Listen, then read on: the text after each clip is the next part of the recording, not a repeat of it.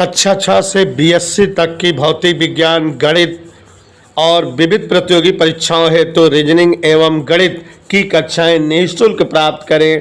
इन कक्षाएं निःशुल्क वीडियो देखें और पढ़ें अर्जुन स्टडी चैनल के द्वारा।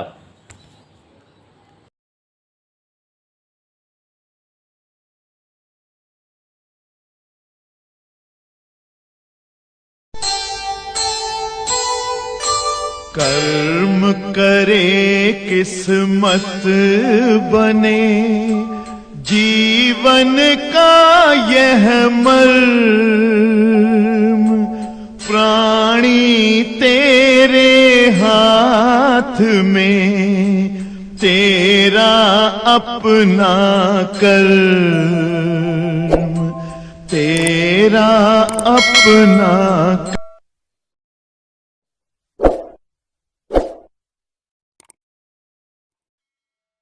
प्यारे बच्चों, मैग्नेटिज्म माने फिजिक्स की एक प्रकार की जो है ये अलग शाखा ही है और इसके बारे में हम लोगों को डिटेल में पढ़ना है। और जैसा कि आप जान रहे हो, आज से पहली क्लास है तो थोड़ा थ्योरी वाला टॉपिक कुछ ज़्यादा ही रहेगा। ठीक है। चैप्टर का नाम है गतिमान आवेश तथा चुंबकीय क्षेत्र। प्यारे साथियों, यहीं से चुंबक का टॉपिक स्टार्ट होगा। तो हम लोगों को जानना जरूरी है समृद्धि जी, चुंबक क्या होते हैं। ऐसा है बच्चों, जिस देश में जिस चीज़ की पैदावार या उत्पत्ति या प्राप्ति ज़्यादा होती है, उस देश में उससे बने सामान, घर, मकान, किचन, रसोई हर जगह दिखते हैं। जैसे आप जो है सुषमा जी ये देखते हैं कि अगर जो है भारत कृषि प्रधान देश है तो निश्चित तौर पे भारत में वन संपदा, पेड़ पौधे, ये सब की मात्रा ज़्यादा है। और जब पेड़ पौधे, वन संपदा ये सब जो है भारत में अधिकतम संख्या में है, ज़्यादा है, तो आपके दैनिक जीवन में इनसे बने पदार्थों का प्रयोग ज़्यादा होता है। हम लोग लकड़ी या पेड़ पौधों से बनी चीज़ों का उपयोग हर जगह ही करते हैं। आप जो है बेडरूम में ले लो या किचन में ले लो या पढ़ाई वाली कमरे में ले लो, हर जगह लकड़ी की बेंच है, मेज है, कुर्सी है, सोफ़ा है। यहाँ तक कि सुहाना बता रही है कि रोटी बेलने वाला बेलन भी लकड़ी का है, जिस पर रखकर रोटी बेली जाए वह भी जो है लकड़ी का। माने जो है लकड़ी से बनी सामग्री का प्रयोग किचन और आपके जो है ड्राइंग रूम, बेडरूम, हर जगह इसका इस्तेमाल होता है। देवेश बता रहे हैं सर ये सब तो ठीक है, इस्तेमाल लकड़ी के पदार्थों का हर जगह होता है। पुराने समय में हम लोग लकड़ी के चप्पल भी बना के पहनते थे, तो ये भी जो है सच है। खड़ा उड़ाऊ का प्रयोग होता था, तो लकड़ी का इस्तेमाल जो है चप्पल के रूप में भी होता था। तो ऐसे ही जैसे जो है स्पार्टा, ट्राई, एथेंस, रोम, मैग्नीशिया, क्या क्या नाम बता दिए हम? स्पार्टा, ट्राई, एथेंस, रोम, मैग्नीशिया। तो निधि शुक्ला जी ये सब जो कंट्रीज हैं लौह प्रधान देश हैं, माने इन सभी स्थानों पर लोहे का जो है प्राप्ति अधिकतम मात्रा में होती है। तो यहाँ के लोग लोहे से बनी सामग्री का अपने जीवन काल में बहुत ज़्यादा इस्तेमाल करते हैं। जैसा कि जो है हंसते हुए समझ गई समृद्धि जी कि वहाँ की महिलाएं लोहे के आभूषणों का प्रयोग, ठीक है, और लोहे के सामग्री के साथ साथ आप लोगों ने बचपन में सुना होगा कहानियों में जो है, तो लोहे के कपड़े भी लोग पहनते थे। जैसे मैराथन दौड़ होता था, देखो समृद्धि पकड़ में आ गया, पैर में लोहे के जूते पहन के दौड़ते थे। अरे जाने दो, ढाल तलवार में लोहे के जो है वस्त्र पहनते थे, तलवार वलवार रोकेंगे हाथों में। तो माने लोहे से बनी सामग्री, लोहे से बने पदार्थों का बड़ा इस्तेमाल इन देशों में होता था। एक छोटी सी कथा बताना चाहते हैं, कथा नहीं कहानी, क्योंकि कथा तो बहुत बड़ी हो जाती है। एक छोटी सी कहानी है मैग्नीशिया देश की। किस देश की? मैग्नीशिया देश की एक छोटी सी कहानी है। हुआ क्या कि जैसा कि आप जानते हो कि बहुत समय पहले लोगों में एक प्रजाति या एक तरह के लोग होते थे जो हर घर के जो है जानवरों वगैरह को चराने का, बहलाने का काम करते थे। किसी के घर की भेड़ बकरी या जो है और गाय भैंस वगैरह ले जाते थे। सुबह सुबह सबके घर से जानवर खोल लेते थे, इकट्ठा 50, 60, 100 जानवर हो जाते थे, तो लेके चले जाते थे कहूँ नदी के किनारे जहाँ जंगल उंगल रहा है छोड़ दें अपन वो सब चरत रहा है और सेतुआ किसान जब ले रहा है सभी अपन बैठ के खाएँ और नहीं वहीं ऐसे 10-12 ठी रहें। कुछ जने दूसरे कहते जानवर लेके आ रहे हैं, कुछ जने दूसरे कहते कि आपस में बैठ के चिल्होड़ कबड्डी जौन जौन खेल से हुए खेले होले अपने बाद ठंडू भाजिया खाए हुए और फिर 1-2 घंटा कहूँ दे रहा साफ सूफ जगह अगर छः बिछा के 1-2 घंटा मारा है फिर संध्या की जौन है उठे तो फिर हेरे के जानवर इधर उधर जा जाए नारे फोरे से ऊँचे ऊँचे टीला उला चढ़ के बटोरे और फिर ले जा सबके घरे खड़ा कर दे बांध दें। अब अल्ले में उनका दाल चावल अनाज गेहूँ जिक्र जौन भरा है वो हृदय दे उठाए कम से का खाना जीवन यापन हो रहा है। तो ऐसे ही कार्यक्रम चल रहा था और इन्हीं कार्यक्रमों के दौरान मैग्नीशिया देश में बहुत समय पहले की बात बता रहे हैं, कल्पना है आप सुनिए कि ऐसे ही कोई रोली जी कोई इसी प्रकार का जो है एक चरवाहा था जो घर के सबको जानवरों को चराने ले जाया करता था। मान लो बेला देवी किनारे छोड़ दे और वहीं जो है जंगल संगल रहा ना अपन सब चरत छोतत रहें। तो वैसे ही किसी समय एक जो है चरवाहा सारे जानवरों को छोड़ दिया इधर उधर चरने के लिए और खाया पिया और जब दोपहर हुई तो ढूंढा इधर उधर कहूँ जो है जगह बढ़िया दिखाए तो का एक पेड़ के नीचे जो है थोड़ा ऊंचा टीला टाइप के दिखा करिया टीला उनको घास फूस कर कूद जामा रहन तो उसका सब उठा के साफ हो करके झाड़ झूर के बेड बना ले का बस आज के बेड हो गए बूढ़े तरह अंगौछा लगाए ना अपन बढ़िया लंबा लंबा हो गया। तो वो एक जैसे आप जो है विक्रमादित्य वाली कहानी पढ़े हो कि टीला उला बैठ कर जो है न्याय करता था एक छोटा लड़का चरवाहे का। तो वैसे ही यहाँ चरवाहे हर जगह है। एक जान ला चरवाहा वाली जाति सेफार्ड विदेशी जाति है, अंतर्राष्ट्रीय जाति है। किसी और जाति का वर्णन बताओ कौनो और जाति अंग्रेजी हो तो इतना है। सेफार्ड माने पाल, जो पाल लोग होते हैं ये अंतर्राष्ट्रीय जाति होती है हर देश में और कोई जाति हर देश में नहीं है। तो नाम का पाल समझे रहना। तो जैसा कि बता रहे थे ध्यान नहीं अंतर्राष्ट्रीय जाति है। आप बताओ सेफर्ड बढ़े हो ना, सेफर्ड माने पाल होता है। किसी और जाति की अंग्रेजी बनी हो बताओ नहीं है। ये विदेशी जाति है हमारे हर जगह हर देश में है। ये अंतर्राष्ट्रीय जाति है, फेमस पर्सन। तो जैसा कि अमिता जी आप बहुत देर से सुन रही हैं ध्यान से एक और थोड़ा सा बातें सुनिए। तो जब वो चरवाहा महोदय रोहन नाम ले करके खा पी से बढ़िया पानी खाए के और पत्थरे पे लगाए और ताने सोए लाग तो 2-3 घंटा सोए स्क्वायर थी। और जब जो है 2-4 घंटे सोने के बाद उसको उठने का काम हुआ तो वही वो एकदम चपक रहा जकड़ा रहा मार हेमुर घूम पवन हेमुर अब फिराने बार बार उठे प्रयास करता है। वही पत्थरे जब साफ करे रहा वही पर जकड़ उठा है बार बार प्रयास करता है घरे कैसे निकली गोड़ कैसे निकाली हाथ कैसे निकाली मूल कैसे निकली निकलते न रहा वो जकड़ उठा रहा है। अब भैया जब जकड़ उठा जनते है जब आदमी खतरा महसूस करता तो चिल्लाए रोए लगे गावे लगे अरे बचाओ भैया वो समझ के कौनो जौना फलाने जगह के जौन धान बाबा है पकड़ नहीं है कौनो या कौनो चुड़ैल या लंकनी डंकनी कौनो भूत परेत पकड़ चिल्लाने के भैया बचावा बचावा अरे भाई बचावा या मारे बतावा छोड़ दे माई हो बाबू हो अपन चिल्ला जाते। तो चिल्लाए सब।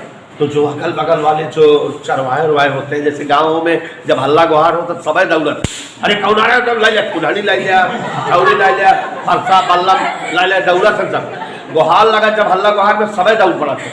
अब मारे के मैं सब कहा था कि मारा जाए सारे के काट के जब ढेर देने दौड़ सामने वाला केवल खड़ा मार खाए तो सबका मजा हो तो चली मारा जाए। अब भाई देखा गाँव में देखा हल्ला गुहार लागे संजय चोर चोर कह दे दौड़ा लगा डर डर गदेला लेके लाठी दौड़ पड़े देखा लाठी उठाओ ना आवत रहे कि मैं चलता ही मारपा कर। तो वैसे जब अनस जौन है वो चिल्लाने बचावा भैया का भा तो जौन और उनके साथी चरवाहा है सब दौड़े क्यों कुल्हड़ी लाके कोई फरसा लाके क्यों बल्लम लाके क्यों लग्गा और समय लग्गा चल रहा हो ना हाँ और हथौड़ा जौन जे पाए कुल्हड़ी उलहड़ी जौन है सब दौड़े। अब लागे सब के या छोड़ रे छोड़ छोड़ छोड़ तो जे जौने चीज मारे वह चीज हमें चपक जाए। हथौड़ा मारे चपक का तगड़ा कुल्हड़ी मारे वह चपक गया छोड़ता ही ना था सब डेराने सबके हवा गोल। इसका मतलब ही कोनो भयानक बड़कवा खान बाबा है, बहुत ज़्यादा शक्तिशाली है, ये समय जकड़ लेता, समय दे रहा है कांपे लागे। तब किनारे हो गए भाई पे कोनो अस्त पस्त हो भाई ना करते भाई, तो सब जकड़ ले बाटे, अब हमका सबका खाए सब डेराने तगड़ा की का बात है का नहीं कैसे। तो इसी तरह से जो है उन्हीं में जनता यहाँ जब जहाँ ढेर भीड़ रहा था तो एक जने नेतागिरी करे वाले रहा करते हैं, तो वही में कौन एक बुढ़ापा रहा बुढ़वा कहते हे हो ये लाठिया मारा था ये पर कुछ ना है हो बा। तो मतलब उसको समझ आया कि लोहे वाला मटेरियल मारा तो ऊपर जकड़ उखड़ बा, बाकी सब ना, तो सब जने लाठी डंडा मारे लगे, छोड़ दे का छोड़। तो लाठी डंडा मैंने जब मैं लोहा वाला चीज रहा उका छोड़ के और कोनो चीज मारे डंडा उंडा, तो फिर उका ना जकड़त रहा, लेकिन लोहे वाली चीज के जकड़ लेता रहा ना तगड़ा। कहन हे हो लौ खाऊ राछा सा, लोहा खाऊ राछा सा, लोहन वाली चिड़िया जकड़त पकड़त बा और कोनो चीज के छुअत ना बा। तो बहुत देर तक सब प्रयास करें कि इनका कैसे हटावा जाए, कैसे छोड़े, कैसे निकाले। कुछ जने हुई मंत्र पढ़े लागे, कुछ जन के नजर देवी माई बनावा आवे भाई तुरंत, तो मार पढ़े उड़े होइए सब जो ना हबुआवन हबुआने मार छूड़े सुनाए।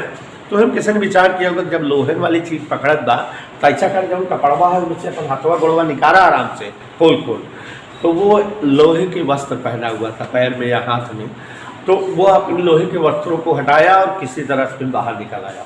और जब निकल आया तो जान में जान पाए ना, तो जान में जान आए तो सब जने प्लान करें, सारे चरवाहा कहने का जान ले अभी जान लेंगे, लोहा खाओ राक्षा सा खाता रहे कोनो दिन मान लिया हम ही तुमके ले ले लोहा न पावे तो जानवर ले ले। अब आप पूरा गांव में बता दे जा कि फलाने पुरवा में नदी किनारे लोहा खाऊ राक्षा सा उधर ना जाए का है, और चाहे जहाँ जाए चरावे। तो लोगन के बीच में बात फैल गया कि वह कहती लोहा खाऊ राक्षा बड़का बाबा मुड़कटवा गुड़कटवा बाटे वो ना जाए का है। तो सारे लोग जानवर चराने के लिए किसी और जगह जाने लगे, वहाँ छोड़ दिए। लेकिन ऐसे ही महीने 15 दिन बाद किसी और जगह ऐसे ही टीला दिखा, अरे यार पूरा 600 गेहूँ बांटेगा। तो इसी तरह से 2-4-10 महीनों के अंतराल में लोगों को ऐसे ही टीले कई जगह, ऐसे ही ब्लैक रंग के पत्थर कई जगह दिखे।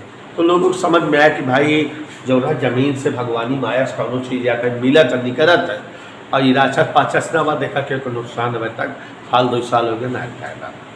तो बच्चों धीरे धीरे जो है लोगों के बीच में प्रचलित हो गया, विज्ञान जैसे जैसे विकसित हुआ, पता लगा कि वो जो काले रंग का पत्थर था वो कुछ और नहीं, लोहे का मैग्नेटाइट अयस्क Fe2O3 था। धातुएं जब प्रकृति से खुदाई करके निकाली जाती हैं तो वो अशुद्धि युक्त प्राप्त होती हैं, उनमें तमाम अशुद्धियां होती हैं जिन्हें जो है सुहाना ने नाम दिया है अयस्क। तो इस तरह से ये जो काले रंग का पत्थर था ब्लैकी स्टोन, वो कुछ और ना होकर लोहे का मैग्नेटाइट अयस्क था, जिसमें लोहे और लोहे से बनी वस्तुओं को आकर्षित करने की जो है बहुत भयानक हैबिट थी, आदत थी। और इस जो है पदार्थ को बाद में लोग मैग्नेट, चूँकि मैग्नीशियम पाया गया था, मैग्नेटाइट अयस्क था, इसी आधार पर मैग्नेट कह दिया, जिसको सुषमा गौतम ने हिंदी में चुंबक नाम दिया। ठीक है, तो इस तरह से जो है चुंबक की खोज हुई, चुंबक के बारे में लोगों को पता लगा। मैग्नीशिया देश में इस तरह के काले रंग के बहुत सारे पत्थर जगह जगह अलग इधर उधर सिधर मिधर किधर प्राप्त होने लगे। तो प्यारे साथियों, ऐसे समस्त पदार्थ जो लोहे को अपनी ओर आकर्षित करते हैं, लोहे से बनी पदार्थों को अपनी ओर आकर्षित करते हैं, चुंबक कहलाते हैं। बाद में आज के विद्वानों ने पता लगाया है कि चुंबकवा लोहा नाय निकिलवा कोबाल्टो कहा कही लोहा निकेल कोबाल्ट और इनकी मिश्र धातु, माने इनसे जो धातु बना तो के पदार्थों को अपनी ओर आकर्षित करता है, अपनी ओर आकर्षित करने का गुण रखता है। इन्हीं पदार्थों को चुंबक कहा जाता है। चुंबक बेटा 2 प्रकार के होते हैं, प्राकृतिक चुंबक, कृत्रिम चुंबक। ऐसे सभी चुंबक जो प्रकृति में स्वतः पाए जाए, जो अनियमित आकार के हो, कहूँ लंबा हो, कहूँ गोल है, कहूँ बेलनाकार हो, लेकिन जिनका चुंबकत्व तो बहुत ज्यादा हो, और जिनके चुंबकत्व को न घटा सको, न बढ़ा सको, न समाप्त कर सको, वे चुंबक प्राकृतिक चुंबक कहलाते हैं। जैसे मैग्नीशिया में पाए जाने वाले काले पत्थर, ब्लैकी स्टोन, इनको ब्लैकी स्टोन कहा गया शुरू में। तो और ऐसे चुंबक जिनका एक निश्चित आकार हो, सांचा में डाल की जगह बना हुआ, लंबा हो, गोल हो, बेलन हो, तो जो चुंबक निश्चित आकार वाले हो लेकिन जिनका चुंबकत्व बहुत कम हो, जिनके चुंबकत्व को आप घटा बढ़ा समाप्त कर सको, वे चुंबक कृत्रिम चुंबक कहलाते हैं। और कृत्रिम चुंबक आकारानुसार, आकार के अनुसार 3 प्रकार के होते हैं: दंड चुंबक, नाल चुंबक और चुंबकीय सुई। चुंबक आप सभी को समझाए बच्चों कल की क्लास में। चुंबक ऐसे पदार्थ होते हैं जो लोहा, निकेल, कोबाल्ट और इनकी मिश्र धातुओं को अपनी ओर आकर्षित करते हैं। आप सभी लोगों ने कल की क्लास में सीखा कि ऐसे समस्त पदार्थ जो लोहा, निकेल, कोबाल्ट और इनके मिश्र धातुओं को अपनी ओर आकर्षित करने का गुण रखे, वही पदार्थ चुंबक कहलाते हैं। और चुंबक प्राप्ति के आधार पर 2 प्रकार के होते हैं। ध्यान दीजिएगा बच्चों, नेचुरल मैग्नेट, प्राकृतिक चुंबक, और दूसरे हैं कृत्रिम चुंबक। और आप सभी को बताना चाहूँगा, प्राकृतिक चुंबक मतलब ऐसे सभी चुंबक जो प्रकृति में स्वतः मिले, स्वतः प्राप्त हो, जिसे हम और आप बनाते ना हो। और इन चुंबकों की खासियत कई सारी है। जो विशेषताएं हैं इन चुंबकों की, वही इनकी परिभाषा हो गई। जैसे पहली विशेषता निधि शुक्ला जी, प्राकृतिक चुंबक मतलब ऐसे चुंबक जो प्रकृति में स्वतः प्राप्त होते हो। ओके, जो अनियमित आकार के होते हो, जिनका कोई निश्चित या निर्धारित आकार ना होता हो, कहीं बेलनाकार और कहीं आयताकार या कहीं वर्गाकार, इस तरह से पाए जाते हो। और जिनका चुंबकत्व बहुत अधिक होता हो, जिनका चुंबकत्व बहुत ज़्यादा अधिक होता हो, वही चुंबक प्राकृतिक चुंबक कहलाते हैं। तो यहाँ शुक्ला जी देखिए, सबसे पहला ध्यान दीजिएगा, सबसे पहला बताएं कि प्रकृति में प्राप्त होते हैं। दीपिका बोर्ड पर देखो, प्रकृति में प्राप्त होते हैं, माने हम आप इन चुंबकों को बनाते नहीं।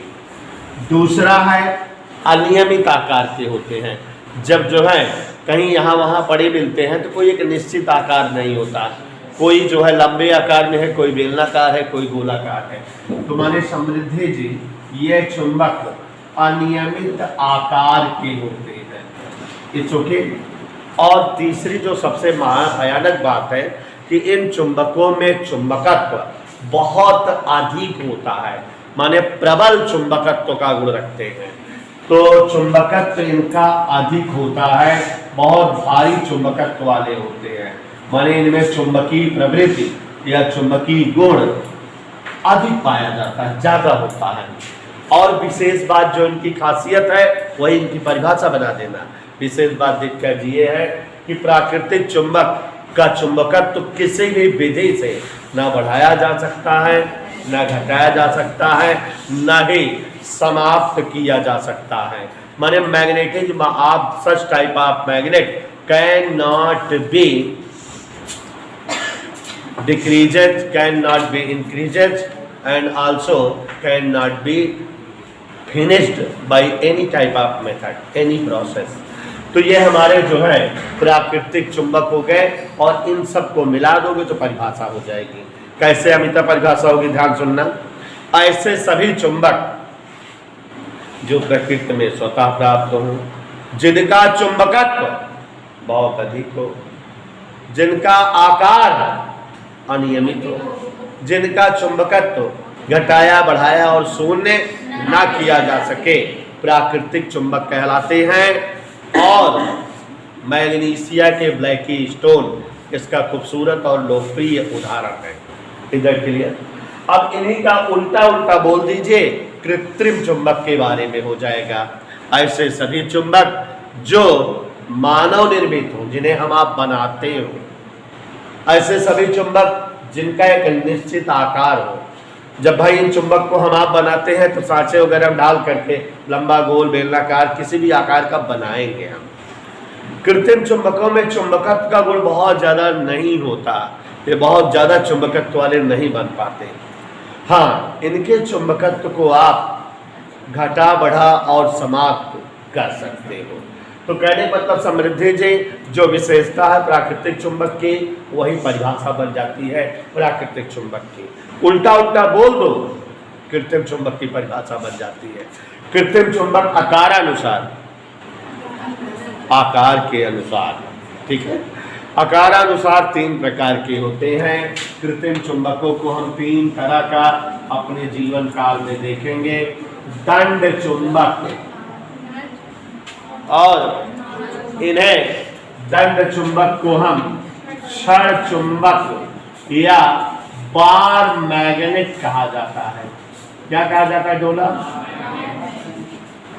और दूसरे चुंबक होते हैं नाल चुंबक, जो घोड़े के पैर में नाल जो ठोकी जाती है उसके आकार के हो, या अंग्रेजी के यू शेप में हो तो इन्हें यू शेप मैग्नेट या यू चुंबक कहा जाता है। और तीसरा है दिक् सूचक सुई या चुंबकीय सुई या कंपास निडल। दिक् सूचक सुई या चुंबकीय सुई या कंपास निडल, इसका जो है अंग्रेजी बनती है। अब चूंकि आकारानुसार ये चुंबक है तो आकार के अनुसार इनका नाम पड़ा है। वह चुंबक जो किसी छड़ के आकार का आयताकार ऐसे हो, एक तरफ यन हो एक तरफ यस हो, इस चुंबक को दंड चुंबक या छड़ चुंबक कहते हैं। हमारे स्कूल में प्रयोगशाला में हमको ये चुंबक दर्शन को मिलता है, बार मैग्नेट वहाँ बुलाया जाता है इसको कहते हैं। और बच्चों, अगर कोई चुंबक अंग्रेजी अक्षर यू के आकार का बना हो तो इसे यू से मैग्नेट या यू चुंबक कहते हैं। और ये चुंबक की भुजाओं में प्रबल, भुजाओं के बीच प्रबल चुंबकीय क्षेत्र होता है। एक सिरा यन ध्रुव और दूसरा सिरा यश ध्रुव या दक्षिणी ध्रुव होता है। चुंबकीय सुई या कंपास निडल, जैसा कि आप जानते हो कि अगर जैसे मम्मी लोग जो है अंगूठी उंगूठी बनवाती है सुनार वगैरह के यहाँ से, एक छोटी सी डिबिया होती है, आप लोगों ने देखा होगा, छोटी सी डिबिया होती है और जिसमें ऊपर की ओर प्लास्टिक का रैपर होता है, ढक्कन होता है जिसके अंदर का मटेरियल दिखता है, और नीचे जो है मखमल या मलमल का कपड़ा उसी में फंसाई रहती है मोती, ठीक है। तो उसी तरह से अगर कोई एक जो है डिबिया हो, लेकिन उस डिबिया में अंगूठी के बजाय कोई एक जो है चुंबकीय पत्ती इस तरह से जो है ऐसे पत्ती रखती हो उस डिबिया में, तो इसे हम कंपास निडल या चुंबकीय सुई कहते हैं। और बच्चों, इस सुई का प्रयोग करके हम दिशा का ज्ञान करते हैं। जहाँ भी लेख खड़े हो जाएं, एक तरफ इस सुई में यन रहता है, एक तरफ यन, जिधर यन जाएगा जान जाएंगे इधर उत्तरी ध्रुव है, और जिधर यस जाएगा जान जाएंगे इधर दक्षिणी ध्रुव है। जो सैनिक वैनिक होते हैं, मिलिट्री वाले युद्ध में जाते हैं, जंगल उंगल में जब पड़े रहते हैं तो उनके पास यह सुई रहती है, और इस सुई के द्वारा वह जो है डायरेक्शन का अनुभव करते हैं, डायरेक्शन के बारे में पता लगाते हैं। इधर क्लियर, डायरेक्शन की जानकारी उनको इसी सुई के थ्रू होती है। तो ये हमारा जो है 3 प्रकार का आकार के अनुसार चुंबक हुआ। तो कृत्रिम चुंबक मतलब ऐसे सभी चुंबक जिनका चुंबकत्व बहुत कम हो, जो मानव निर्मित हो, और जिनका चुंबकत्व आवश्यकता अनुसार घटाया बढ़ाया जा सके, जो निश्चित आकार वाले हो, वही चुंबक कृत्रिम चुंबक कहलाते हैं। इधर क्लियर। तो बच्चों, जैसा कि आप जानते हो, ये चुंबक 2 प्रकार के हो गए, प्राकृतिक चुंबक और कृत्रिम चुंबक। आप अभी तक जैसे चुंबक शब्द सुनते थे तो आपके दिमाग में यह बात आ जाती थी कि वह पदार्थ जो लोहे को अपनी ओर आकर्षित करता है ना। लेकिन बच्चों, आज मैं आपके सामने बताऊंगा और दिखाऊंगा कि ऐसे पदार्थ जो चुंबक होते हैं वो केवल लोहे को आकर्षित ही नहीं करते, बल्कि 6-7 स्पेशल क्वालिटी या विशेष गुण रखते हैं। तो चुंबक एक ही नहीं 6-7 गुण रखता है और आज हम देखेंगे क्या क्या। तो यहाँ देखिए जरा, थ्योरेटिकल बात है, ये पहला चैप्टर फुली थ्योरी वाला है, इसलिए ध्यान दीजिएगा। चुंबक के गुण, चुंबक के क्या क्या क्वालिटीज होती हैं, क्या क्या गुण होता है, देखो जी। सबसे पहली चीज तो चुंबक कुछ और नहीं है, ये लोहे के मैग्नेटाइट अयस्क Fe2O3 है।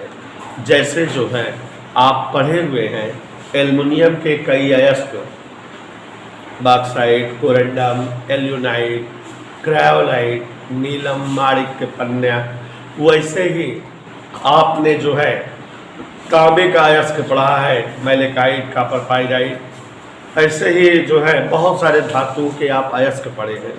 वैसे लोहे के अयस्क के नाम सुने होंगे, हेमेटाइट, मैग्नेटाइट। तो लोहे का अयस्क जो मैग्नेटाइट होता है वही शुद्ध रूप से चुंबक होता है। तो ये पहली क्वालिटी इनकी हो गई कि ये मैग्नेटाइट अयस्क, लोहे के मैग्नेटाइट अयस्क Fe2O3 होते हैं। कोई भी चुंबक लोहे का अयस्क है, और कौन सा अयस्क है? Fe2O3। एक नई बात जानिए। दूसरी बात ये जानिए कि चुंबक जो है लोहा ही नहीं, लोहे के साथ साथ निकेल, कोबाल्ट और इनकी मिश्र धातुओं को, माने ये धातुएं जिन धातुओं से मिलकर बनी होंगी, जिन धातुओं में मिलाई गई होंगी, उन सब को, मतलब चुंबक जो है जानते रहिए, लोहा, निकेल, कोबाल्ट तथा इनकी मिश्र धातुओं को, माने इनसे बनी धातुओं, इनकी मिश्र धातुओं को आकर्षित करते हैं। ये एक नई बात जाने कि आपने अभी तक दिमाग में अपने जानते थे कि केवल लोहे को ही आकर्षित करता, नहीं, लोहे के साथ साथ निकेल को भी, कोबाल्ट को भी, और हाँ इनके मिश्र धातुओं को।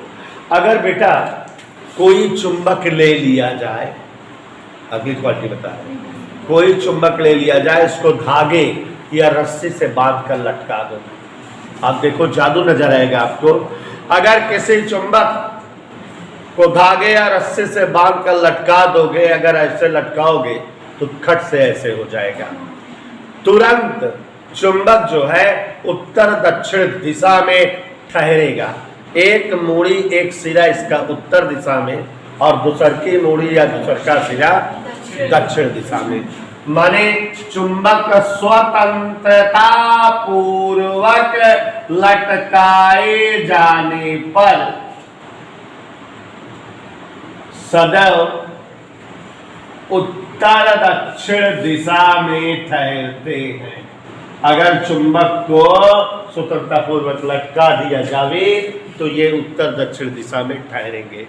एक मूड़ी इसकी उत्तर की ओर और दूसर की मूड़ी इसकी, ऐसे ही चुंबक सदैव ठहरेंगे या रुकेंगे। तो चुंबक सदैव उत्तर दक्षिण दिशा में ठहरते हैं। इनका एक सिरा उत्तर की ओर और दूसरा सिरा दक्षिण की ओर होता है। जो सिरा इनका उत्तर की ओर रुकता है या टिकता है उसे उत्तरी ध्रुव कहते हैं, और जो सिरा दक्षिण की ओर रुकता या टिकता है उसे दक्षिणी ध्रुव कहते हैं। ठीक है, तो चुंबक सदैव दो ध्रुव वाले होते हैं। अब चौथी क्वालिटी निधि शुक्ला बता रही है। इन्होंने अभी हमको बताया कि अगर कोई चुंबक है तो एक तरफ इसका कौन सा ध्रुव है? उत्तरी, और एक तरफ इसका, अगर वही एक बीच से काट दे, अब कह दे रामलाल हनल तो उत्तरी ध्रुव ले लिया और श्यामलाल हनल तो दक्षिणी ध्रुव ले लिया। माने अगर किसी चुंबक का दो टुकड़ा कर दिया जाए और ये सोचा जाए कि उसके ध्रुव अलग अलग हो गए, एक गदेला उत्तरी ध्रुव पाया जाए, एक गदेला दक्षिणी ध्रुव, तो यह संभव नहीं है। जैसे ही जो है इसको दो टुकड़े में करोगे तो जो दोनों छोटे छोटे टुकड़े बनेंगे वो पूर्ण चुंबक बन जाएंगे, उनमें उत्तरी और दक्षिणी ध्रुव कट से बन जाएगा, एक तरफ उत्तरी और एक तरफ दक्षिणी ध्रुव बन जाएगा। वैज्ञानिकों ने बहुत ट्राई किया कि चुंबक का छोटा छोटा छोटा छोटा छोटा टुकड़ा करें कि कोई भी टुकड़ा उत्तरी ध्रुव हो जाए और कोई भी टुकड़ा दक्षिण ध्रुव हो जाए, तो ऐसा संभव नहीं हो पाया। यहाँ तक कि सुस्मी जी चुंबक को एकदम छोटा परमाणु के आकार का जब कर दिया गया, माने दुनिया में सबसे छोटा आकार परमाणु का होता है, तो किसी चुंबक को परमाणु के आकार का ले लिया गया, तब भी उसमें दो ध्रुव थे, एक 33 झांका उत्तरी और दूसरे 33 झांका तो कहने का तात्पर्य इतने लंबे अंतराली को आप कैसे बोलोगे? किसी चुंबक के ध्रुवों को अलग नहीं किया जा सकता। चुंबक का चाहे जितना छोटा से छोटा टुकड़ा किया जाए, प्रत्येक टुकड़ा एक पूर्ण चुंबक रहेगा और उसमें उत्तरी और दक्षिणी ध्रुव विद्यमान रहेंगे। समृद्धि कहे सर बहुत लंबा हो गया और छोटा कर दीजिए इसको, एक बार फिर से बोले तब फिर बताएंगे। किसी चुंबक के दोनों ध्रुवों को अलग नहीं किया जा सकता। चुंबक के चाहे जितना छोटा से छोटा टुकड़ा किया जाए, लेकिन चुंबक में सदा दो ध्रुव विद्यमान होंगे, है ना। तो इतना लंबा रबर की तरह खींचने के बजाय समृद्धि या कह रही सर छोटा कर दो, तो मैं तो बच्चों की बात मानता हूँ, छोटा कर दे रहा हूँ, एकदम आधी लाइन में कर दूं। एकल ध्रुवीय चुंबक का अस्तित्व नहीं होता। शॉर्ट में एक ध्रुव वाला चुंबक संभव नहीं है, एकदम शॉर्ट। माने ऐसा कोई चुंबक नहीं बन सकता जिसमें एक ही ध्रुव हो, ठीक है, शॉर्टकट हो गया कि नहीं। तो एकल ध्रुवीय चुंबक का अस्तित्व नहीं होता, एक ध्रुव वाला चुंबक नहीं बनाया जा सकता। ऐसा जो है असंभव है कि कोई चुंबक भी हो और उसमें कई ध्रुव हो, असंभव है। तो एकल ध्रुवीय चुंबक का अस्तित्व नहीं हुए है। अब अगली विशेषता कि बच्चों अगर ये चुंबक है, नीरजवा ये चुंबक है, ये मान ले इसका उत्तरी ध्रुव है, मान ले इसका दक्षिणी ध्रुव है, और ये दूसरा का चुंबक ये भी उत्तरी ध्रुव है दक्षिणी ध्रुव है। अगली प्रॉपर्टी बता रहे हैं, अगर कभी दो चुंबक के उत्तरी ध्रुवों को पास लाओगे तो दोनों एक दूसरे को झटका मारेंगे, ऐसे ही दक्षिणी ध्रुवों को पास लाओगे तो भी झटका मारेंगे। माने ये एक नई प्रॉपर्टी हो गई कि विजाती ध्रुवों सजाती ध्रुवों में प्रतिकर्षण होता है। अगर जो है चुंबक के सेम ध्रुवों को पास लाया जाए तो वे एक दूसरे को प्रतिकर्षित करते हैं। There will be repulsion in between same cast poles. सजाती ध्रुवों के बीच क्या होता है? प्रतिकर्षण। तो अगर जो है एक जैसे ध्रुव को पास लाया जाए चुंबक को, तो इनमें जो है प्रतिकर्षण होता है, ये एक दूसरे को दूर करते हैं। और इसका उल्टा विजातीय ध्रुव वाले चुंबक को पास लाया जाए, ये चुंबक का उत्तरी ध्रुव वाला चुंबक है और ये वाला चुंबक दक्षिणी ध्रुव है इसका, ये दोनों पास लाओ दोनों चिपक जाएंगे। मतलब विजातीय ध्रुवों के चुंबक में आकर्षण होता है। तो चुंबक के सजाती ध्रुवों में प्रतिकर्षण, विजातीय ध्रुवों में आकर्षण। ये चुंबक की अगली प्रॉपर्टी आ गई कि नहीं? एक और भौकाली प्रॉपर्टी बताने जा रहे हैं। समृद्धि जी आप समझ गई होंगी, कई प्रॉपर्टी हमने बता दिया। एक बार फिर से जो है सुस्मी, चुंबक लोहा, निकिल, कोबाल्ट और इनकी मिश्र धातुओं को अपनी ओर आकर्षित करते हैं।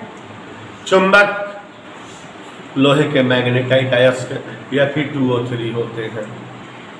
चुंबक स्वतंत्रता पूर्वक लटकाए जाने पर उत्तर दक्षिण दिशा में ढहाते हैं। जो सिरा उत्तर की दिशा में हुए है निधि ओझा जी वो उत्तरी ध्रुव, जो सिरा दक्षिण की दिशा में हुए है वह दक्षिणी ध्रुव। अगला, चुंबक के सजाते ध्रुवों में प्रतिकर्षण, विजातीय ध्रुवों में आकर्षण। एक और खासियत है, जैसे साथियों अगर अभी एक चुंबक ले लें, क्या और एक ब्लेड ले लें, ब्लेड को चुंबक के कांटेक्ट में रखें, ब्लेटिया चुंबक से चिपक जाए। एक दूसर की ब्लेड लो, उसको पहली वाली ब्लेड के पास लाओ तो पहली की ब्लेड दूसर की ब्लेड को चिपका लेगी, और तीसरी ब्लेड लाओ, दूसरी पास लाओ, दूसरी चिपका लेगी। माने ब्लेड की एक लाइन बन जाएगी, सब एक दूसरे जुड़ी हुई दिखने लगेंगी। मतलब कि चुंबक के संपर्क में ये जो ब्लेड थी, इसमें भी चुंबकीय गुण आ गया था, तभी ये जो है किसी दूसरी ब्लेड को टच कराने पर वह भी जो है चुंबक की तरह व्यवहार की और उसको जो है चिपका ली। इसको शॉर्टकट में बोला जाता है कि चुंबक में प्रेरण का गुण होता है। चुंबक के संपर्क में रखी वस्तुएं प्रेरण के कारण चुंबक बन जाती हैं, जब तक कि वो चुंबक के संपर्क में रहती हैं। शॉर्टकट में जो है अमन के बताई दी, राजा छुए रानी हो जाते। जैसे देहाती कहा होता है ना कि राजा छुए रानी वहाँ है, तो वैसे वो भी कि वो चुंबक के संपर्क में है तो नकली चुंबक हो गया है, जब तक कांटेक्ट इन द चुंबक है। तो चुंबकों में प्रेरण का गुण पाया जाता है। चुंबक जब तक जो है संपर्क में होते हैं चुंबक के कोई भी वस्तु, तो उस वस्तु में भी चुंबकीय गुण विद्यमान हो जाता है, आ जाता है। तो ऐसा हमारी सुहाना जी चुंबक के गुणों से जो है परिचित हो गई हैं। अब जो है चुंबक से संबंधित कई छोटे छोटे टॉपिक बताते जा रहे हैं, सुनते जाइए।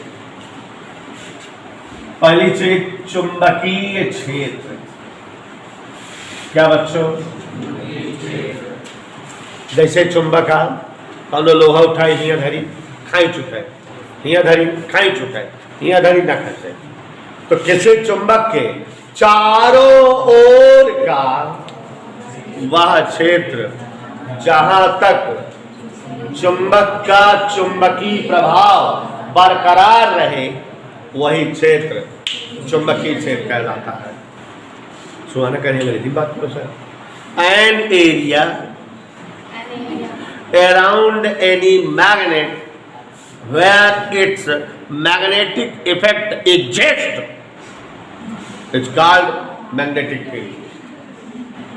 अंग्रेजी तेज also, मुझे सर बता देना, खराब अंग्रेजी बोले।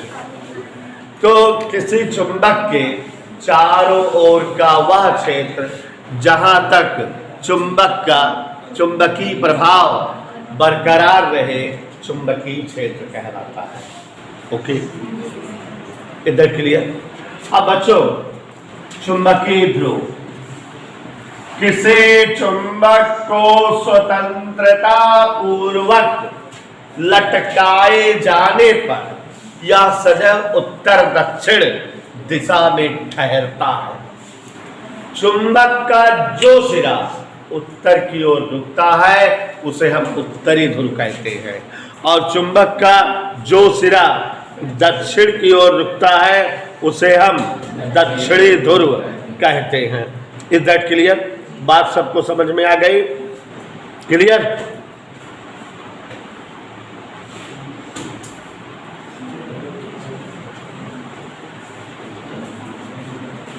उसके बाद ध्यान से सुनिएगा, यही तरह बात समझ में आया? क्लियर हो गया? कोई असुविधा? पक्का? और चुंबक का जो मूड़ी उत्तर की ओर होता है, जो सिरा उत्तर की ओर रुकता है, दैट इज नोन एज उत्तरी ध्रुव, और जो सिरा दक्षिण की ओर रुकता है, दैट इज नोन एज दक्षिणी ध्रुव। ओके? हाँ।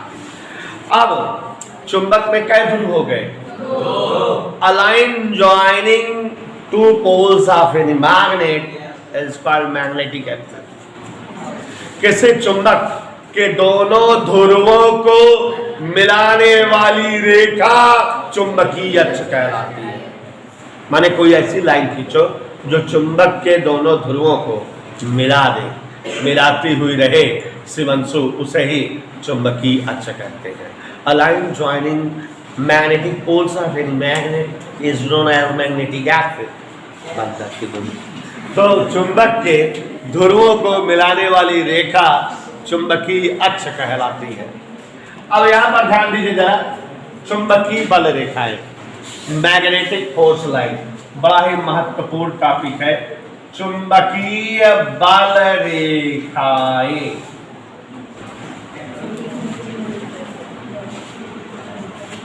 आपको लैब में किसी जमाने में प्रैक्टिकल करने को हो सकता है दिया रहा कि आपने चुंबकीय बल रेखा खींचा हो। ऐसा है कि यहाँ हवा में हम खिंचवा दे रहे हैं, डोला जी ध्यान से समझिएगा। होता क्या है बेटा, लकड़ी का एक जो है बोर्ड होता है, ऐसे पटरा,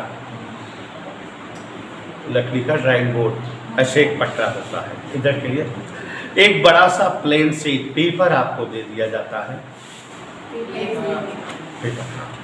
पेपर दे दिया जाता है। आप उस लकड़ी के जो है बोर्ड पर 4 पिनें रहती हैं, टॉप पिन, उन टॉप पिनों को आप चारों कोनों पर पेपर को एकदम फैलाकर स्ट्रेच करके चारों कोनों पर पिनों को जड़ दो, तो पेपर जो है आपका कहाँ पर जकड़ उठा, कार्डबोर्ड पर। ये जो ड्राइंग बोर्ड था आपका लकड़ी का, उसी पे ये जो है यहाँ पेपर पर पिन ऐसे मान लो लगी हुई है, 4 पिन लगी हुई, कागज एकदम पेपर जकड़ा हुआ है। अब एक बार मैग्नेट लिया जाता है, बार, और उसको इसी पेपर पर रख दिया जाता है, और पेपर पर रखने के बाद पेंसिल से इसका आउटर लाइन, बॉर्डर लाइन रखी जाती है। माने इसे मैग्नेटवा दबाए के अब पेंसिल ऐसे बगलिए बगलिए बगलिए बगलिए बगलिए बगलिए बगलिए बगलिए, मतलब इसका outer line, board line draw कर देते हैं। तो ये आउटर लाइन, ये जब बोर्ड लाइन ड्रा करती है, ये चुंबक कैसे बन गया है। अब उसके बाद एक जो है कंपास निडल, चुंबकीय सुई यहीं रखी गई। जब रखी जाएगी तो इधर उधर डिफ्लेक्शन दिखाएगी, तो जहां डिफ्लेक्शन दिखाए वहीं से सीध में जो है बूंदी देंगे, और निडिल हटाए के जहां निडिल रखे वो बूंदी देंगे। अब निडिल घिया रखा, फिर बूंदी देंगे, तो ऐसे ढेर सारा बूंदी इसे धरत चला जा या तरह से, तो इनका सबका मिलाओ तो ऐसे की रेखा आ जाए, और निडिल के जगह बदलत बदलत देखो और एकाध रेखा बन जाए। ऐसे ढेर सारी रेखा खींची जा सकते। ऐसे इधर आओ, ठीक, और ये जो रेखाएं चुंबक के चारों ओर खींची गई हैं, काल्पनिक रेखाएं हैं, होती तो है नहीं। इन्हीं रेखाओं को शुक्ला जी चुंबकीय बल रेखा कहा जाता है। किसी चुंबक के चारों ओर खींची गई वे काल्पनिक रेखाएं जो चुंबकीय क्षेत्र की दिशा प्रकट करती हैं। क्या प्रकट करती हैं? चुंबकीय क्षेत्र की दिशा। किसी चुंबक के चारों ओर खींची गई वे काल्पनिक रेखाएं जो चुंबक के चुंबकीय क्षेत्र की दिशा प्रकट करती हैं, चुंबकीय बल रेखाएं कहलाती हैं। इनके 4-5 गुण लिखाए होंगे। पहला गुण, ये क्या होती हैं? काल्पनिक रेखा होती हैं। क्या बताने के लिए व्यक्त की जाती हैं? चुंबकीय क्षेत्र की दिशा। दूसरा, ये कहीं एक दूसरे को कभी काटती नहीं। देखो काट रही हैं, देखो यहाँ ये सघन है, इकट्ठा गठित पास पास यहीं है ध्रुव पे, और ध्रुव के चुंबकीय क्षेत्र ज्यादा होता है। तो मतलब जहाँ चुंबकीय बल रेखाएं पास पास होती हैं, सघन होती हैं, तो वहाँ चुंबकीय क्षेत्र की प्रबलता अधिक होती है। और यहाँ चुंबकीय बल रेखाएं कैसे हैं? दूर दूर, तो यहाँ पर चुंबकीय क्षेत्र की प्रबलता कम होती है। और उसमें ये चुंबकीय बल रेखा ऐसे निकल रही है, ऐसे आई, फिर ऐसे होकर ऐसे, माने ऐसा लगता है कि ये उत्तरी ध्रुव से निकलकर दक्षिणी ध्रुव पर समाप्त होकर फिर उत्तरी ध्रुव पे, ऐसे इनका आदि और अंत क्लियर नहीं है। ये नहीं स्पष्ट है कि किस ध्रुव से निकलती हैं और किस ध्रुव पर समाप्त होती हैं। तो चुंबकीय बल रेखा मतलब किसी चुंबक के चारों ओर खींची गई वे काल्पनिक बल रेखाएं जो चुंबक के चुंबकीय क्षेत्र की दिशा प्रकट करे। ठीक है, जहां चुंबकीय बल रेखाएं सघन हो वहां चुंबकीय क्षेत्र क्या होगा, और जहां दूर दूर होंगी वहां ये एक दूसरे को कभी और चुंबकीय बल रेखाएं आदि और अंत इनका स्पष्ट नहीं है। तो हाँ बच्चों, कुछ आकृतियां देख लीजिए, बनाइएगा नहीं। यहाँ देखिए, जैसे अगर कोई धातु का तार हो और ऊर्ध्वाधर रखा हो तो इसे प्यारे साथियों सीधा चालक तार कहा जाता है। और अगर कोई तार वृत्त के आकार में मुड़ा हो तो ये कुंडली नुमा चालक तार कहा जाता है। और अगर कोई एक अचालक पदार्थ की बेलनाकार नलिका, जैसे प्लास्टिक के पाइप, रबर के पाइप, धात्विक पाइप, कोई जो है अगर अचालक पदार्थ की बेलनाकार नलिका हो और अगर इस नलिका को किसी कुंडली नुमाकार से लपेट दे, अरे बड़ी माई दीवा सुन ले जल्दी, ये इस तरह से कुंडली नुमाकार से लपेटन पे तो ये बनी आकृति सालिनॉयड परिनालिका कहता है, अंग्रेजी या सालिनॉयड।